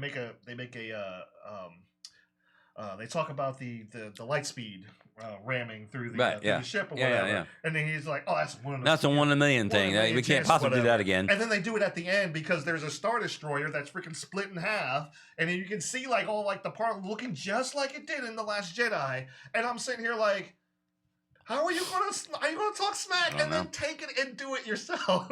That's just like, man. It's like you say like, oh man, it's like, oh look at my cup this night, man. That cup sucks. Give me that. You know, it's like what are you doing? What are you doing? Don't listen to him. It's okay. They're there. We know you're the best. It's like, okay. What are you doing, JJ? JJ, what are you doing? You know, so. I ripped on it. Yeah, so you ripped it off again. So anyway, go ahead. Go ahead. You were. Well, I was just saying that. So he sucks the energy out of both of them Somehow. I didn't know that was a thing, but yeah, okay. but apparently it is. And he basically reconstitutes himself completely, and he's not able. And then he's able to walk around on his own power. I mean, she's not attached to the machine anymore. And then he flings Kylo down the chasm. She's basically dead, but he comes back, just limping or something. And but before she does that, he throws out his force lightning and disables all the ships that came out of nowhere, by the way, mind you. But he disables the whole armada of ships that are assisting the resistance. Only them, not his ships. Not his exactly. ships. Exactly. Oh, and there's something I wanted to touch on real quick. What's that? All right, so you got the ground troops on the Star Destroyer, right? Can the Star Destroyer not just roll over? Yeah. Like turn? They could. Can they not just do that? Yeah. Like, and we had mentioned before, is like there's really no reason to land ground troops. They could have just had a ship flying it because they didn't have, because they made a big point. We have to do it before they leave the atmosphere because their shields will be down because they can't raise their shields. Right. They said that. So why wouldn't you just have somebody fly in, shoot a torpedo at it, blow it up? Exactly. Whatever. Exactly. But yeah, Palpatine disables this whole armada of ships. There's everything you see in front of you right now. And again, the screen is full of lightning. Yes. That only hits their ships. Okay, fine. Force, I guess. That's fine. And then they fall. Right. But they don't really fall. Exactly. They just sort of flounder or something, I guess. I don't know. Which, I mean, I guess it just disabled them for a little bit. He had to have his force power on them at all points in time or whatever. Yeah, because as soon as it's not on them, they recover. They just recover. So it doesn't fry them. It just sort of fiddles with it or something. Yeah, and I'm like, okay, that's a inconvenient for him, but convenient for them. Nobody crashes into the ground. Yeah, well, they're fine. Or something. Porkins died, but I was sad about that. Well, yeah, Porkins Jr. Yeah. But it's funny because Poe made a big deal about it, but he never really didn't mourn on him. They didn't really, So it's like, oh, no, like, why is he doing that? Is he important? Were they friends? I don't recall. Know. I mean, he's just a dude. Exactly. Like, no, dude, no, my dude. What's his name? I don't care, dude. I forget your name, but oh my god, I'm so sorry, dude. I should have been a better pilot. And then we get possibly the one thing I don't know if it was on purpose or if it's just a coincidence, but it was the most end game thing that I've seen. It was like, I am all the Jedi. I am all the Sith or whatever. Right. And she's like, I am Iron Man. I'm like, wait, no. I am all the Jedi. And I'm like, that's I am Iron Man. That's literally what that is or whatever. And I'm like, now I've heard they filmed several endings. Right. So I'm like, I would not be surprised if they saw that and were just like, I don't know. Yeah, let's do something like that or whatever. And I was like, I'm all the Jedi and everything. I'm like, of course you are. So I'm like, okay, so he took your power, he flung Kylo, away. So basically, he sucked all their energy out. So they're more or less almost dead, mostly dead. Yeah. And then he, for some reason, throws Kylo out, but then Kylo comes back and gives up. Well, she fights him because she still has energy or something, and then wins. And like again, he zaps him. He's drained. He fizzles out to nothingness, and then she dies because of reasons, and then doesn't die. Keep in mind, he stole their power. So that means that she's technically stronger than herself right now. Yeah, because she somehow was able to become one with the universe and all the Jedi before her, and summon up all their past powers and strengths and et ceteras. And then also now she's able to slowly rise up. And then she fights him and then she dies again or something. Yes. And then Kylo comes back from the hole that he was flung down limping because, he's injured or something. Yeah. And then he surrenders his power to her, and then they kiss and he dies. Yeah, which is But he died for real. He died for real this time. He actually disappeared and died. Yeah, yeah, and which one of the most unearned kisses, unearned romances because fan service. Like, wait a minute, but what fan service? It's like, dude, did you not see all those weird, crazy fan art things? Are like they gotta hook up. Because here's the thing now, because they have to have all these agenda things, and they have to they have to do these things to make fans feel better, not actually to make the story work or make the story make sense or make the character choices make sense or make the directions and the things not happenstance or just blind luck like they did every time they needed something, just conveniently got it. There's no, we have to work hard for this. We have to, it's over here. We have to sneak by. We have to, somebody needs to die. Somebody needs to. Nobody died. Other than at the end, Kylo died. And he actually died. Right. And it's like, it's just so unearned because it's like, dude, you hated him. Right. You hated him. Yeah. You wanted to, like... He mind raped her, basically, as our friend would have said, basically. He really did. He didn't really get to do that because she overpowered him. No, at the beginning. At the first one, the Force Awakens. Yeah. She get out of my head. Yeah, she overpowered him and got him out. But even so, that still was, but still, you captured her and you killed her, I guess, mentor or the person that was nice to her. Han Solo, who was nice to her for like an hour and a half. Yeah, and then killed, which should have been killing Finn. But I was like, all right, you hate this dude, right? And it's like, okay, I can get you might feel a little bit bad for him, given the circumstances that turned him, which are still not fully explained. But I'm like, okay, I get that you're kind of a tragic person, but you've still done a lot of bad stuff, bad juju, and I'm like, I guess this is supposed to reinforce the whole thing. Oh, but he can change. And that's the bad boy. That's the bad boy trope. Yeah. That is the girl, the nice girl. Oh, I like the bad boy. Oh, I will change him. He'll be good. Why is that in a Star Wars that movie? That is so been done to death. Oh my God, it's been done to death. That's why I'm like, this is not earned right now, or whatever. And I'm like, I don't. A lot of people say they were crying, when he died. I'm like, why? I don't. Okay. I mean, I guess if you really felt for Kylo in a certain sense, but I'm like I said, the sequence of events that led up to it is it still doesn't make a whole lot of sense because I'm like, all right, so Snoke was apparently talking to you, and your uncle tried to kill you that one time. Why weren't you like, Mom? Uncle Skywalker tried to kill me. I'm like, why weren't you? Why wasn't your reaction more of that and being mad at Luke instead of I'm going to destroy everything? Right. Yeah. I'm like, well, this Jedi school sucks, Mom. I'm out of here. I'm gonna go hang out with my friends and we're gonna smoke joints. Yeah, and look, it's nothing against the actor. Adam Driver's a good actor. All the actors in here, are pretty good actors and actresses. It's just it's nothing against them. They're doing the best they can with what they got, but the story just doesn't. Right. It does not. There's no emotional resonance. The characters are just kind of, I don't know. A lot of it's sort of heavy-handed, ham-fisted, blind luck. Oh, this needs to happen. Plot convenience. Oh, it's there. Hey, they're having the party now. We just happened to show up at the time. Well, that's a stroke of luck. I mean, so again, they just had a teaspoon of the luck virus from Red Dwarf, and things just sort of happen. And I mean, Kylo Ren got a scratch on his face from a lightsaber because apparently that just scratches you. Rey didn't get any injuries at all. She got no injuries except she didn't lose a finger. She didn't have an allergy to peanuts or something. She didn't, stub her toe. And that was the thing. She showed up on the planet where everyone's celebrating. She was all scratched and scraped and bruised up or whatever. From the fight with the But she wasn't when she was dead. I was just like, wait, I don't know. When did all of this happen? Who beat you? That's a good question. I don't know. Did you crash and there something on the way? It's like, oh shoot. Yeah. My bad.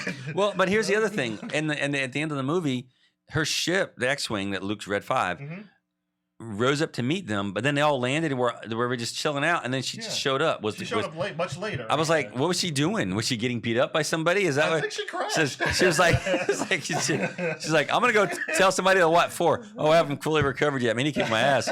So I guess I gotta have, I gotta just relax and soak in some Epsom salts or something. Get a bath bomb going. It's not even worth it. Yeah, whatever. Just let it go. I will say this: she plays a very, very creepily convincing dead body because she does not blink whatsoever. And I'm like, how are you not blinking? The big fisheye look was really kind of Yeah, and I was like, you play a very good cadaver, Daisy Ridley. That's true. It was actually really uncomfortable to watch him. Actually, I think it was. So there was also some awkwardness there that I feel like they should have probably done a different take of him embracing her, because it was very awkward the way like he was picking her up. Right. And I understand like, okay, she's trying to be limp or whatever, but it was like, this looks really awkward. We need to probably do this again and make it a little bit smoother. I don't know. So it doesn't look like you're just playing with the dead body. Yeah, it was getting some creepy vibes going there for just a few minutes. I was like, what is he doing? Yeah, exactly. So I was like, okay, you probably could have done that, cut that a little bit, or did another take and got that a little bit. But see, here's another thing. So she's not actually that powerful because he had to revive her. Yeah. She was I guess sort of deadish or something, or gonna die or something. I mean, but then he was like, "Oh, I'll give you my force power. That way you can be super powerful again." Right, and then he dies. So and then he dies and disappears. Right, but and just like I said, like she's super OP.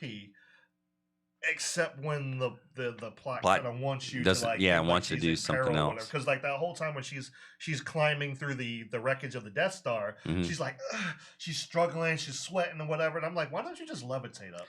Yeah, because they just at the very beginning she was like levitating like no, and she did a flip in midair and then just stepped down and walked away. Like, why don't you just levitate? Just float over there. I'm like. Obviously, you have not been doing a lot of cardio lately, so right. just levitate up, you'll be fine. I'm like, what are you doing all this for? So like, there's moments where it's just like, this doesn't make any sense. We've just shown her, you just shown that she is super powerful. So why is she struggling now out of nowhere? So I'm like, look, if you're gonna commit to this whole, I hate using the term Mary Sue, but I'm like, if you're gonna commit to this whole Mary Sue thing, then just go for it. Just go with it. Don't try to act like we don't know what this is. Right. Don't treat us like we're stupid. Stop doing that. No, this movie does that quite a few times. It actually does treat the audience like it's dumb. Yeah. And I'm like, yeah. That's a pet peeve of mine. Yep. It's a pet peeve of mine, but whatever. That's true. And then we get to the very, very end. We heard about this. Yeah, I heard about it. We heard about this in the rumor mill, and it was true. I was like, oh, can't be, but it was. Yep. So she goes to, like, this is after everything, Luke and Leia are dead or everything. She goes back to Tatooine and, scopes out their place. Yeah. And she's like, oh, cool. And it's like, so it's a fixer-upper. Yeah. I can work with this. Yeah. And then she just allows... she force buries their lightsabers. Yeah. I guess she shows off her own lightsaber, which is yellow. Yeah. Okay. Which was weird. I'm like, I don't know why you're turning it on. It's like, oh look, it works. Yeah. I'm like, or something, I guess, or whatever. And I'll turn it off now. Yeah. I'm like, why? It's kind of like with Darth Maul. Yeah. It's like he's on FaceTime. Bzz, I have a lightsaber. Zoop. Just want to show it to you. Let you know I got it. It's red. People are impressed with it usually. But then there's this old lady that comes out of... Yeah, why is this old lady in the middle of the desert? Why is this old lady in the middle of freaking nowhere in the desert? And she comes out and she says, no one's been here for a very long time. Who are you? She's like, I'm Rey. Rey what? And she looks over at the Force ghosts of Leia and Luke. And she's like, Rey Skywalker. I'm like, really? I think I said boo. I was like, you did. And I was like... But I'm like, here's the thing, and say what you will, but the whole thing that they kept beating us over the head with Rey was, don't be afraid of who you are. Be, don't be who you are. So wouldn't it have been more powerful if she took back ownership of that name and said, I'm Rey Palpatine, and I, like it, like she, frick what her grandfather did or whatever. It's just like, look, I'm gonna take this name and I'm gonna use it and actually use it to do good. Right. I'm like, wouldn't that have been much more powerful? But I'm just like, okay, you just undermine all of that by saying like, oh, I'm Rey Skywalker. I identify as a Skywalker now. So I'm like, really? Really? That's what we're going for? Okay. I would have respected the movie a whole lot more if you ended with Rey Palpatine. I would have gave you a much more well, not much more, but I would have gave you that little bit. Gave you that little bit more respect. I was like, you know what? Yeah, okay, you stuck to your guns on that theme that you were obviously beating us over the head with. But I'm like, okay, you stuck to your guns with that. But I guess you could just be anybody now. It doesn't matter. I don't know. I'm not going to go there, by the way. I'm not going to go there with identity politics. I'm just saying, like, I guess you could just choose to not be who you are. And I'm just like, that was the whole point. Don't be afraid of who you are. But fine. So that's Rise of the MacGuffin. Yeah. Because there's a lot of MacGuffins. It really is. A very, when you hear people talk about it's a video game plot, it is. Yeah. It's very much. You have to get the next key card, magic key device, whatever thing to make the thing, to create the next thing, to go to the next thing. Talk to this person and go to this place and talk to this person and go to this place and get this item. Yeah. This item will tell you with this. And right. It's just like, it's just one thing after another, and it's just. Because like I said, you said at the beginning, we never figured out how Kylo figured out about the waste stones, how he found it. He just found it. Yep. I mean, he obviously was looking for it, but we don't know how. I mean, at least with the magic dagger thing, that was something we figured out. It's like, oh, so it could have been something like that, but I don't know. He just had it, found it, went there, and then met the Emperor and goes, "I should kill you." And he goes, "Don't do that." Okay. He's like, "Okay," and then he leaves. Okay. Who the heck made that dagger? Who was that bored on that planet who made that dagger to perfectly fit the wreckage of the Death Star? Right. And then just went to another planet and just left it with somebody with another desert planet, because they love desert planets. I'm like, who made this? Like, this wreckage is like 30 years old. Who made that? Like, this isn't some relic lost to hundreds of years of time. Like, somebody actually did this. Right. And it's like, what? I don't know, man. I don't know. And I think we mentioned the fact that Rey knew, that Finn knew Rey was dead, because he was like, "Oh no, Rey!" He suddenly he has force sensitive stuff, but then doesn't anymore. And it was brief, and then it was there, and then it was gone. Yeah, it really was. It really was. And it's just like, why are you introducing some of these things now? At the end, yeah. And then they introduced that new girl character that he hung out with most of the thing, because, Rose is like, so yesterday, and now he's hanging out with the bow and arrow girl. Arrow? Yeah, the arrow, who was also a stormtrooper, who also rebelled, and then they decided to crash a ship there and live, because that's where crash ships go to live or something. Yeah, and apparently only black people defect. I didn't see any non-black folks doing that. I didn't. I mean, she had a crew. I didn't really notice the crew. I just, but I might be wrong. Maybe there's some white dudes in there or whatever. Is she? Wait, go back. Is she riding side saddle? Yep, she sure is. She's riding side saddle. Gotta be a side saddle. Gotta be side saddle. Because she has to be a lady. All right, fine. So I just figured she would wear boots like everybody else. Right, and I mentioned the fact that she shot an arrow and hit a ship. Yep. She did that. And I joked about that at first. I thought, oh, maybe they're just going to... No, she actually did that. Yep. And I think I mentioned that already. So I don't know what else to say about this other than it is so contrived and such a derivative version of the Return of the Jedi. Again, as you say, although I do think the Last Jedi was a mix of Return and Empire, but nowhere near as good as that. Right. And it even had freaking Ewoks. We never mentioned that. There's even freaking Ewoks in this. Ewoks. At the end, there's Ewoks. We see Ewoks like yabba yabba yub yub, because they see them again. They see more things crashing like they did in the Return of the Jedi. Right, exactly. They see the thing blow up and they crash. They go, oh yay, yub yub, yay. Sure. I'm just like, whatever. This, if you and I think it's my brain hurts now. Oh yeah, I had a headache. My brain hurts. I had a headache last night. If you haven't seen this movie, just don't wait. It's the one time I would probably say just don't wait. Don't waste your time. Go to Netflix. Stay at home Netflix and chill. Yep. See Dolomite Is My Name. Yep. That movie is amazing. Yep. Eddie Murphy is back. It's a great story. Mm-hmm. It's got a lot of language in it, but I don't know if it's 100% accurate to the guy it's based off of, who actually did, the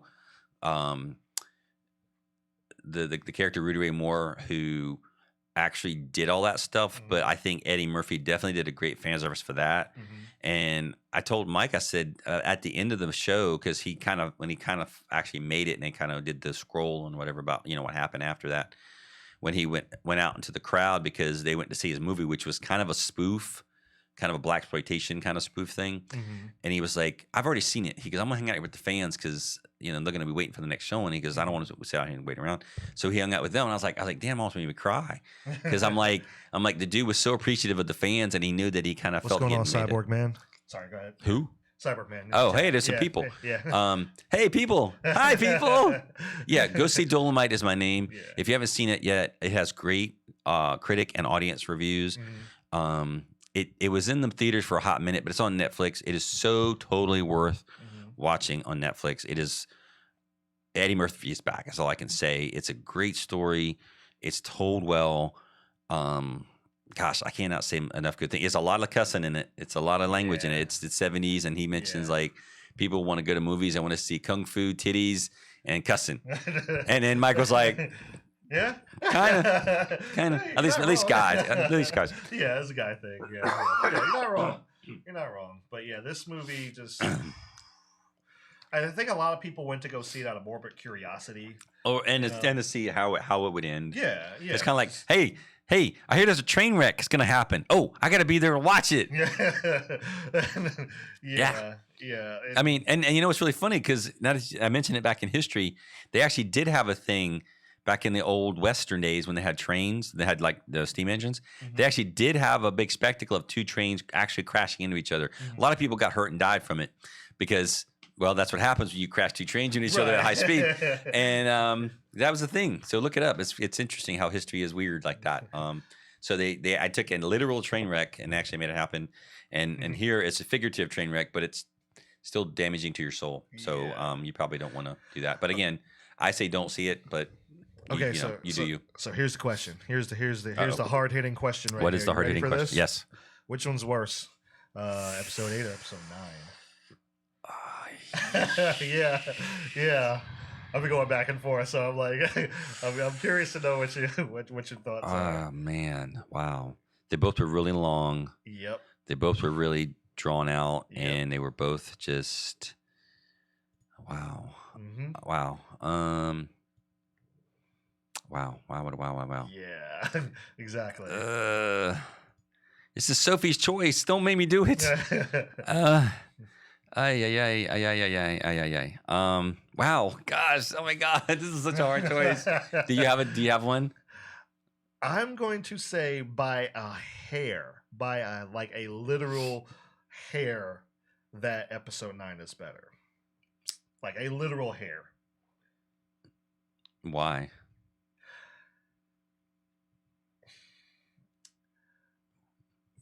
I would say for the simple fact that at least it, despite it, like it does, like, look, it breaks itself a few times, but at least there is a narrative that you can follow. It may be video game related, a lot of MacGuffins, a lot of stupid stuff or ridiculous stuff. There is at least a sliver of a narrative that you can follow. This was fan service. The other one wasn't. This was fan disservice, without a doubt. And I'm talking about like if I were grading these, and they're both Fs. If I were grading these, which would be the F minus, F plus kind of thing. No, this would be like they both probably would be like just straight up F minus. Mm-hmm. But like, let's say like if Last Jedi is like a 20, Episode 9 is like a 22. So it's like we're talking about like really splitting hairs here. It was like you got a little extra credit on that one thing. Or whatever. Well, I will say, although I didn't like any of them, I did. Obviously, The Force Awakens was a little bit better than pretty much all of them. Force Awakens is definitely the best. Yeah, of the three, yeah, for sure. And that's not saying much, but still. Right. Yeah. Did we have people here yelling at us and calling us names already? No. no. I mean, I was just How many people we got seeing us right now? Right now it's not many people watching. I think it's only a couple people. Well, that's okay. We kind of sprung it on you without really saying, "Hey, it's at this time." And and we were. But we appreciate you. We're going to start. Yeah, because he wasn't sure it was going to work and reasons but we found the magical MacGuffin and it worked. Yeah, there we go. Amazing. How about that? What a stroke of luck. Gosh. Oh, wow. Man. Dang it. Which one? It was the worst of these two. Yeah. Oh, man. Wow. They both were long. They both were drawn out. They both were kind of rehashes. Again, because Disney can't create anything original. They have to redo everything. Wow. Like I said, at least this one stuck with sort of ish rules, I guess, a little bit. It did kind of throw shade on Last Jedi, so I'm going to have to go with you on this. It did throw shade on Last Jedi a little bit. I'm going to have to go with this, a tiny bit, yeah. Yeah, this one would be just by a hair. Right. Just by a hair. I mean, they're both horrendous. They're both, down there in the bottom of the barrel with the Ewok specials and the holiday specials. Yeah. I mean, at least, again, I gave it the holiday special more than these two, only because it introduced Boba Fett and gave Boba Fett a little bit of backstory, which, of course, kind of the Mandalorian kind of takes up a little bit with some of that fan service there, too. They're almost done with that, aren't they? That first season? Yeah, I think so. The last few episodes have actually been really good. Okay. The first few were kind of like, I could take it or leave it. And then the last few, like the one where they had to break the guy out of the ship, that was done really well. That was like edge of your seat stuff. That was kind of cool. And then you're like, they were going to betray him, and they did. So that wasn't a really big surprise. And he got out pretty fast. He was like, big surprise. But I did like how it was kind of mysterious, and it was kind of the ticking clock feel of, oh my God, they got to do this really quickly. And then he got the upper hand, which again, we pretty much figured he would because it is his show. But we weren't really sure in this last episode when they got kind of, cornered. And then I'm like, uh-oh. What's going to happen there? So that's kind of interesting. So, Baby Yoda. Yeah, I was waiting for you to finish. So I was going to go through a couple of these memes that I got. Go for it. I thought they were some of these are cute. Got a shout out to everyone that threw me a meme to put on for the show, and this was so funny to me because I'm just like, this would happen in Florida. This would legitimately happen. Wow. It's like Baby Yoda found dead in Miami. I'm just like, wow. Yep, that sounds like Florida, man. Wow. There was he gave me a couple of other good ones. I like the chicken nuggets one I thought was funny. Chicken nuggets. It's like it's chicken nuggets. Chicken nugget. It's chicken nuggets. You have to pronounce it properly. Chicken nuggets. And I got a couple on Facebook. I don't know if they see if I have the tab open still. I think I still do. Yeah. And this one, which is always relatable. Yeah, I don't know. Me. That's always relatable, which right. I've done that. And my wife is not a big Star Wars fan, but she's like, oh my God, Baby Yoda is really cute. Which he's not. He's like a Baby Yoda-like creature. He's not really Baby Yoda, obviously. Right. Does he look like a traitor? Does he look like a traitor? I don't know. Maybe. See, now what would be funny now, and this is from our friend JJ, obviously, but JJ, you need to make one that has Hux's face on it. Yeah, like in the foreground. You gotta make put Hux's little face right there. So yeah, we got some cool memes. Thank you for participating in that. Yeah, and throwing us some funny stuff. We needed this. I needed this after this, but I want to try to do this after every review. It's like it gets people to throw us some funny memes or whatever. Wow. Just to especially. Oh, you know what? We never talked about this. Oh, we never talked about that. What you call it? The little robot thing that was there that apparently. In other words, they didn't have to have C-3PO translate it because he just knew where it was because he was with the guy when he was looking for that place and the magic MacGuffin thing. So they just used his memory and said, don't we have egg on our face? We had it the whole time. And we're like... We got a good question here, actually. Something that's kind of funny. And like like you said, like okay, how did Kylo get off the planet? Yeah, whatever, which is a good question. Yep. How did he get off the planet? Yeah, but it's like Cyborg Man here. He asks, he's like, why was Kylo wearing a casual T-shirt? when he returned, it was just like, wait, what? Casual Fridays, man. It's casual Fridays. Every workplace has one. Did you know that? Apparently so. It's casual Fridays. We did go see this on a Friday. We did. We did. Yeah, that could have been, casual Fridays. But yeah, we're trying to figure out how Kylo got. I guess he had a communicator and just radioed somebody to come get him. Yeah, but it's like, well, you can't go back to the First Order, obviously. Just like, oh, you turned or whatever. And he throws his lightsaber away. I'm just like, but that's the thing. They didn't know that. They didn't know. It's not like it's not like yeah, good point. It's not like a little meter went off. It's like, oh, we can't pick up Kylo out. Why? We're back to the good side. He's a Jedi again. It's like, damn it, that happens every time. Yeah, man, every time he meets a woman, it's back to the Jedi. What the hell? It's like, man, we gotta keep him off them women folk. He gets distracted every time he meets a girl. Gets distracted. He loses focus, man. Like, I need you to focus here. It's like. Look, it's like Han Solo's like, look, your mother and I didn't stay together. Didn't that teach you anything about women? you gotta give the Han Solo finger. It's like the Han Solo finger. Oh man, so I think that's it. That's it for today. There was a rant that I was going to go on, but I'm tired, man. And it wiped us out. Yeah, it really is. I mean, we've been going for a little bit over 2 hours, 15 minutes now. Wow. Well, actually, no, that's recording. Live has been 2 hours and 13 minutes. So. Okay. Yeah, so like we've been going. But you know what? We had more fun than watching that movie for the same amount of time. Sure did. Sure did, man. Like we talked for the length of the movie. We did, and we pretty much rehashed it. I mean, yeah. I didn't have much pros to say about it other than, as every movie, it sounded good. It looked good. Mm-hmm. It's supposed to. It's a Star Wars movie. It's a Disney movie, for crying out loud. Mm-hmm. I mean, well, I would say it's not a really Star Wars movie. Industrial Light and Magic, Lucasfilm were in charge of that. So it's got to look good. It's got to sound good. The technical aspects we never, other than some of the CGI, mm-hmm. we never fight anybody about the technical aspects, but the technical aspects alone don't make it a good movie. Exactly. Makes it a good looking movie, makes it a good sounding movie. Exactly. The special effects make it an interesting movie to watch in terms of the technical, again, aspects of it. Mm-hmm. But in terms of the storyline, the character developments, Finn never developed. Rose was just there again. Just there. There was a new character they introduced because they had to say, oh, by the way, other stormtroopers defected too. Mm-hmm. And he's like, that's great.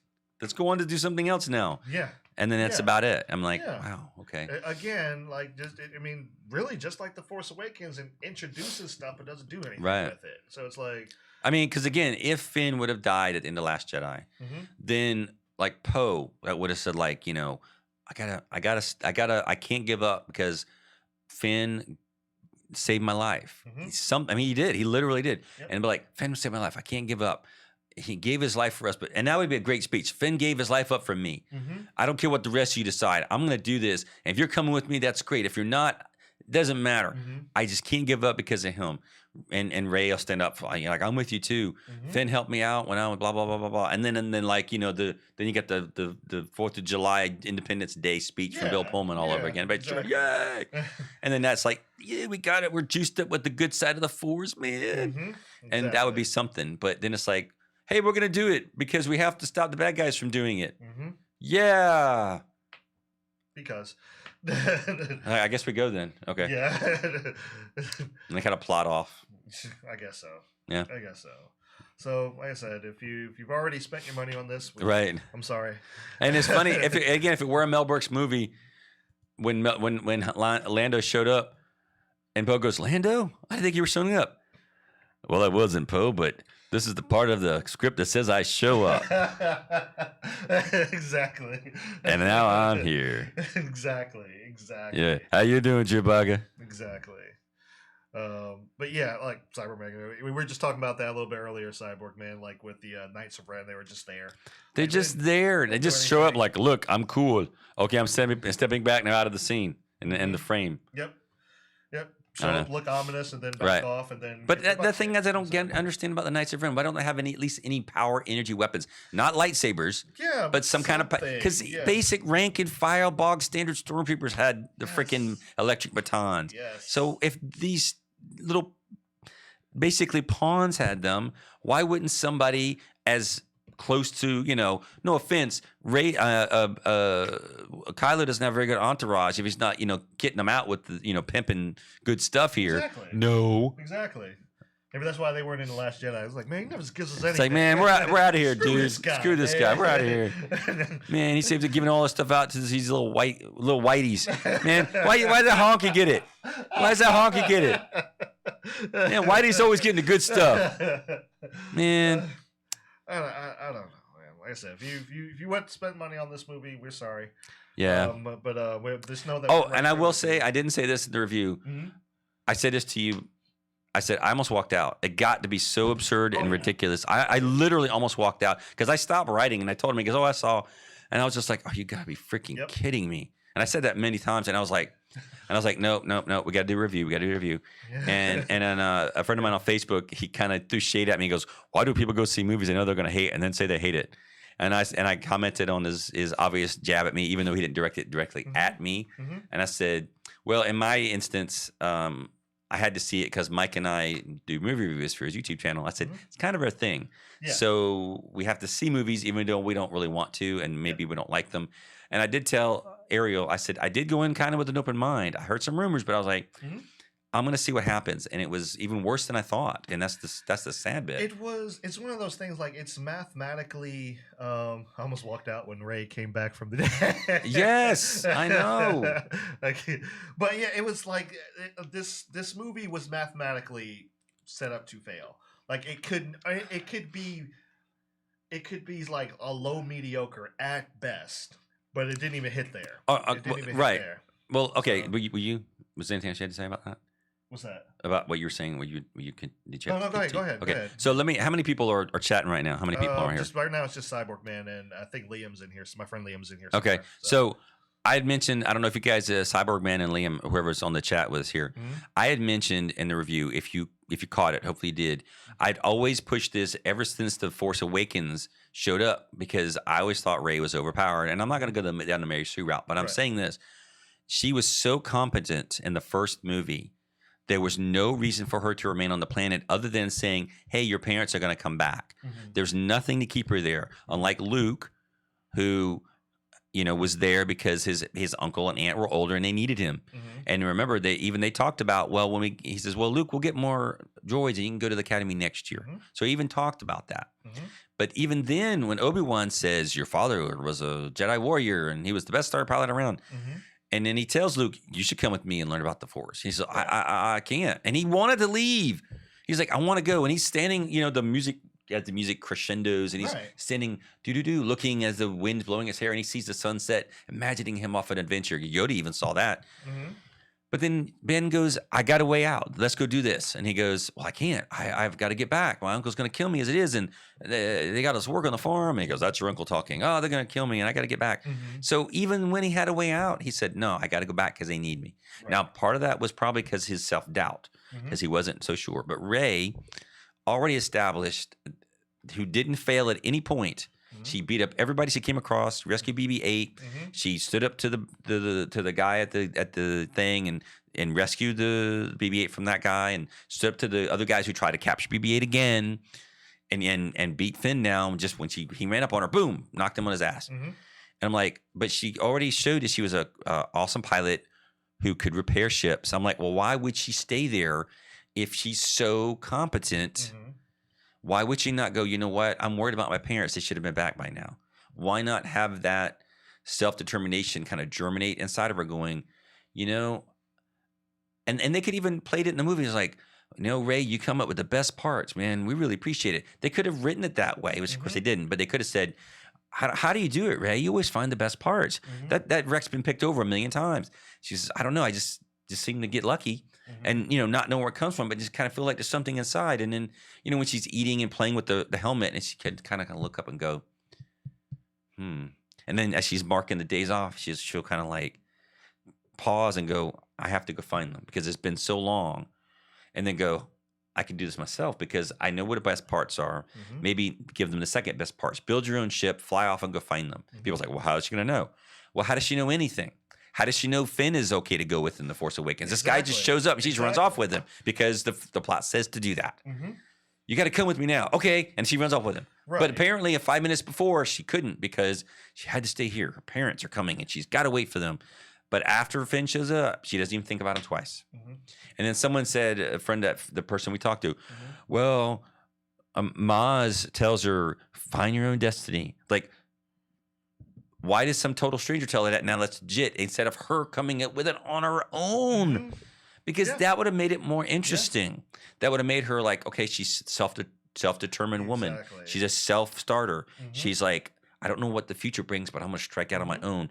I might fail. And now show her fail. Show her get frustrated. Show her, gets mad and then get scared and then like destroy something or hurt people and not like severely, not like kill somebody who it's irredeemable, but then go like, oh my God. And then I don't have a problem so much with killing, but like you said, like maybe not murder. Right. But then heal them back and go, I don't know what's going on, but she's like, okay, I obviously can't be around people. Then she exiles herself to some island, like the Luke Island, and then Luke finds her, and then blah, blah, blah. That would have been so much better because it would have shown a real person develop and go, I don't know what my destiny is, but I'm trying. I'm failing. I'm going in a direction I think is so. I find out some information about my parents, and she's like, with Luke, who found out his dad was Vader. No. Yeah. And then maybe she lashes out and then hurts people. She's like, oh my God, I am a Palpatine. And then she runs off. And then, maybe she does heal people on the way. And maybe she's, lying low because I'm afraid of if they'll find me and they'll turn me into him or whatever because I feel him pulling to me, or like Luke again from across the cosmos.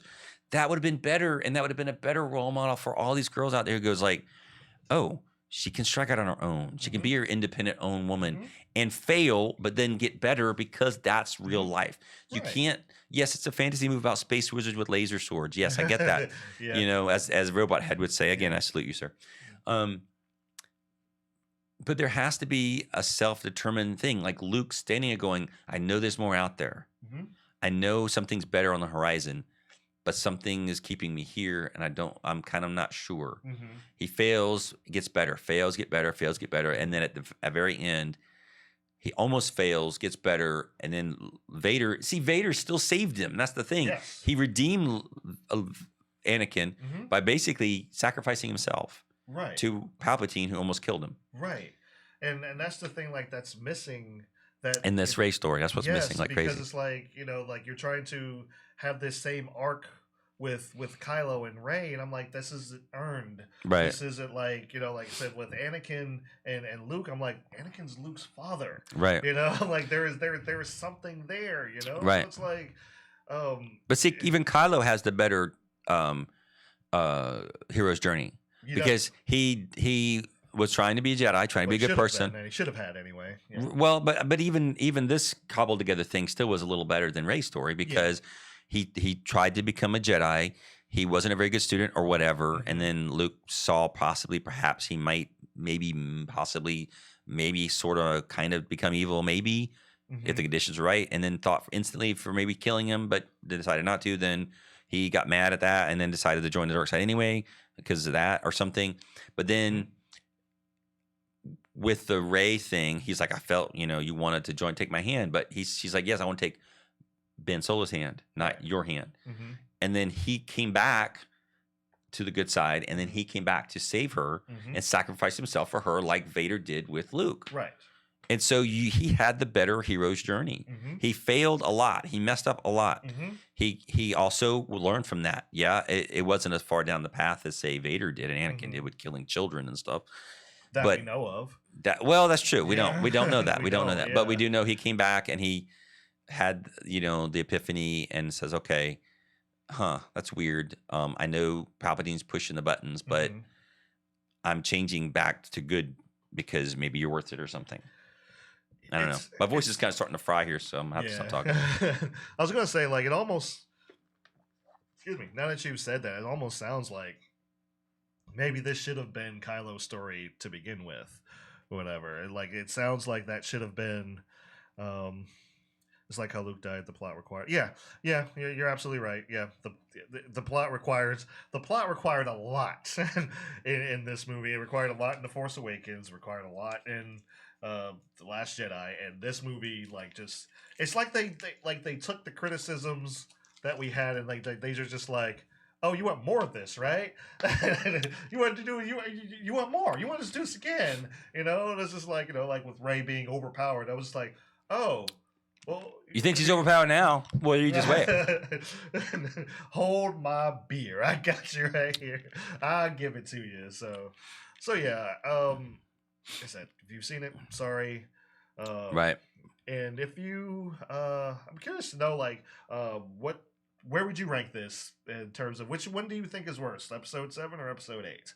I'm curious what you guys think. You mean 8 or 9? Sorry, yeah, episode 8 or 9. We know what's worse out of 7 and 8, but out of 8 or 9, which one would you legitimately shut up, Freezer? Which one would you legitimately say like is the worst movie of the two?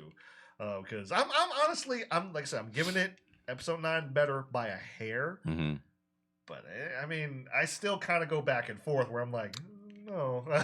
As John Wayne once said in the movie, I'd hate to live off the difference.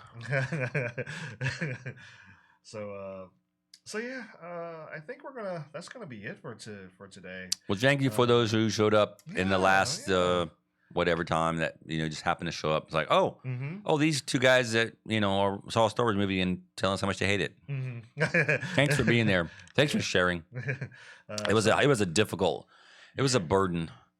Yeah. That not ready for the burden was I. I can't do the Yoda because my voice is fried, but I'm having a throat moment. Cyberman says episode 8 was worse. So there we go. Well, so we agreed with this then. Was that? Cyberman agreed with us. Yeah. Because we gave 9 a little bit a hair over 8. Yeah. He's like, this movie. He feels like this movie was just kind of meh. Like the whole movie really meant nothing. Mm-hmm. So well, that's the thing, because it was all like, oh, lucky. Oh, that was lucky. That was convenient. Oh, that's what. So, but again, if you guys want to watch something funny that kind of touches on these happenstances and lucks, Red Dwarf, where the episode where they find the luck virus, and I think it's the sex virus or the sexiness virus, and the cat says, he goes, sex appeal is a virus? He goes, call the doctors. I got a terminal case. But yeah, it's like, they just happen to find all the parts they need to hook up to the computer to stop, the hologram from zapping them with his laser vision or something. And it just happened to find all the pieces. He's like, oh, it's just, what is this? Oh, that's it. He's like, because he ran his foot into it or something. He kicked he stubbed his toe on it or something. All right. So, anyway, y'all. So, yeah, check that out. Yeah. Like I said, thank you guys so much for tuning into our first and probably first of quite a few live episodes. I don't know how often we'll do this. It won't be like this format forever because I do like splitting them up over time or whatever. But if it's ever like we're just doing like one movie, we might just do like a live stream of that one, just get it out there. Well, this one had a lot going on because it was the third of a mess. Yeah. I mean, it's basically like 3 movies in one, to be perfectly honest. But yeah, kind of, yeah. So yeah, thank you guys so much for tuning in. Like I said, follow us on the social media. Yep. We are on Twitter, on Facebook, on all the things. And like I said, make sure to follow us over on BitChute, because like I said, we do not know what's going to happen in 2020 for YouTube. Like follow us over on BitChute. Like all of our videos are going to be mirrored from this one on forward. All of our videos will be mirrored over there on BitChute. So, like I said, sign up for free. Link is in the description. Follow us on your favorite podcasting app, because we're on all of them. Pretty much, I think, except Anchor FM is like the only one we're not on. But we're on everything else. We're on Why aren't we on that one? Because you got to create an account to do that. You can't just submit your RSS feed. So it's like, it's we're always on a catch. Spotify. We're on freaking iTunes, SoundCloud, Google. Like we're on all the things. So like it's on one of them. You look up the we're all over the interwebs. Yeah, you look up the Realcast Movie Podcast, you will find us. So, and you will find this episode. This episode will probably come out this Monday. So because it's Movie Monday. So, you watched it. You can't unwatch it. Yes. And thanks for all those who came out live. Buddy Liam and Mr. Robot Man, thank you so much for tuning in. And we're gonna go ahead and we're gonna call it quits for the day. Peace out, y'all. Yeah, we're done. My brain is all messed up. I can't even get my outro right. My brain is all. I might just take a swig. Empire Strikes Back. Are we done? Anyway, So, thank you yeah, for tuning baby, into we the done now, thank you yo. for tuning into the Realcast podcast on McBlam Entertainment. Coming The at place ya, for 3D. nerds by nerds, and whatever time of day that you wound up listening to this on the podcast app or on YouTube later on or on BitChute. Have a good morning, have a good night, have a good day, and we will see you in the next one.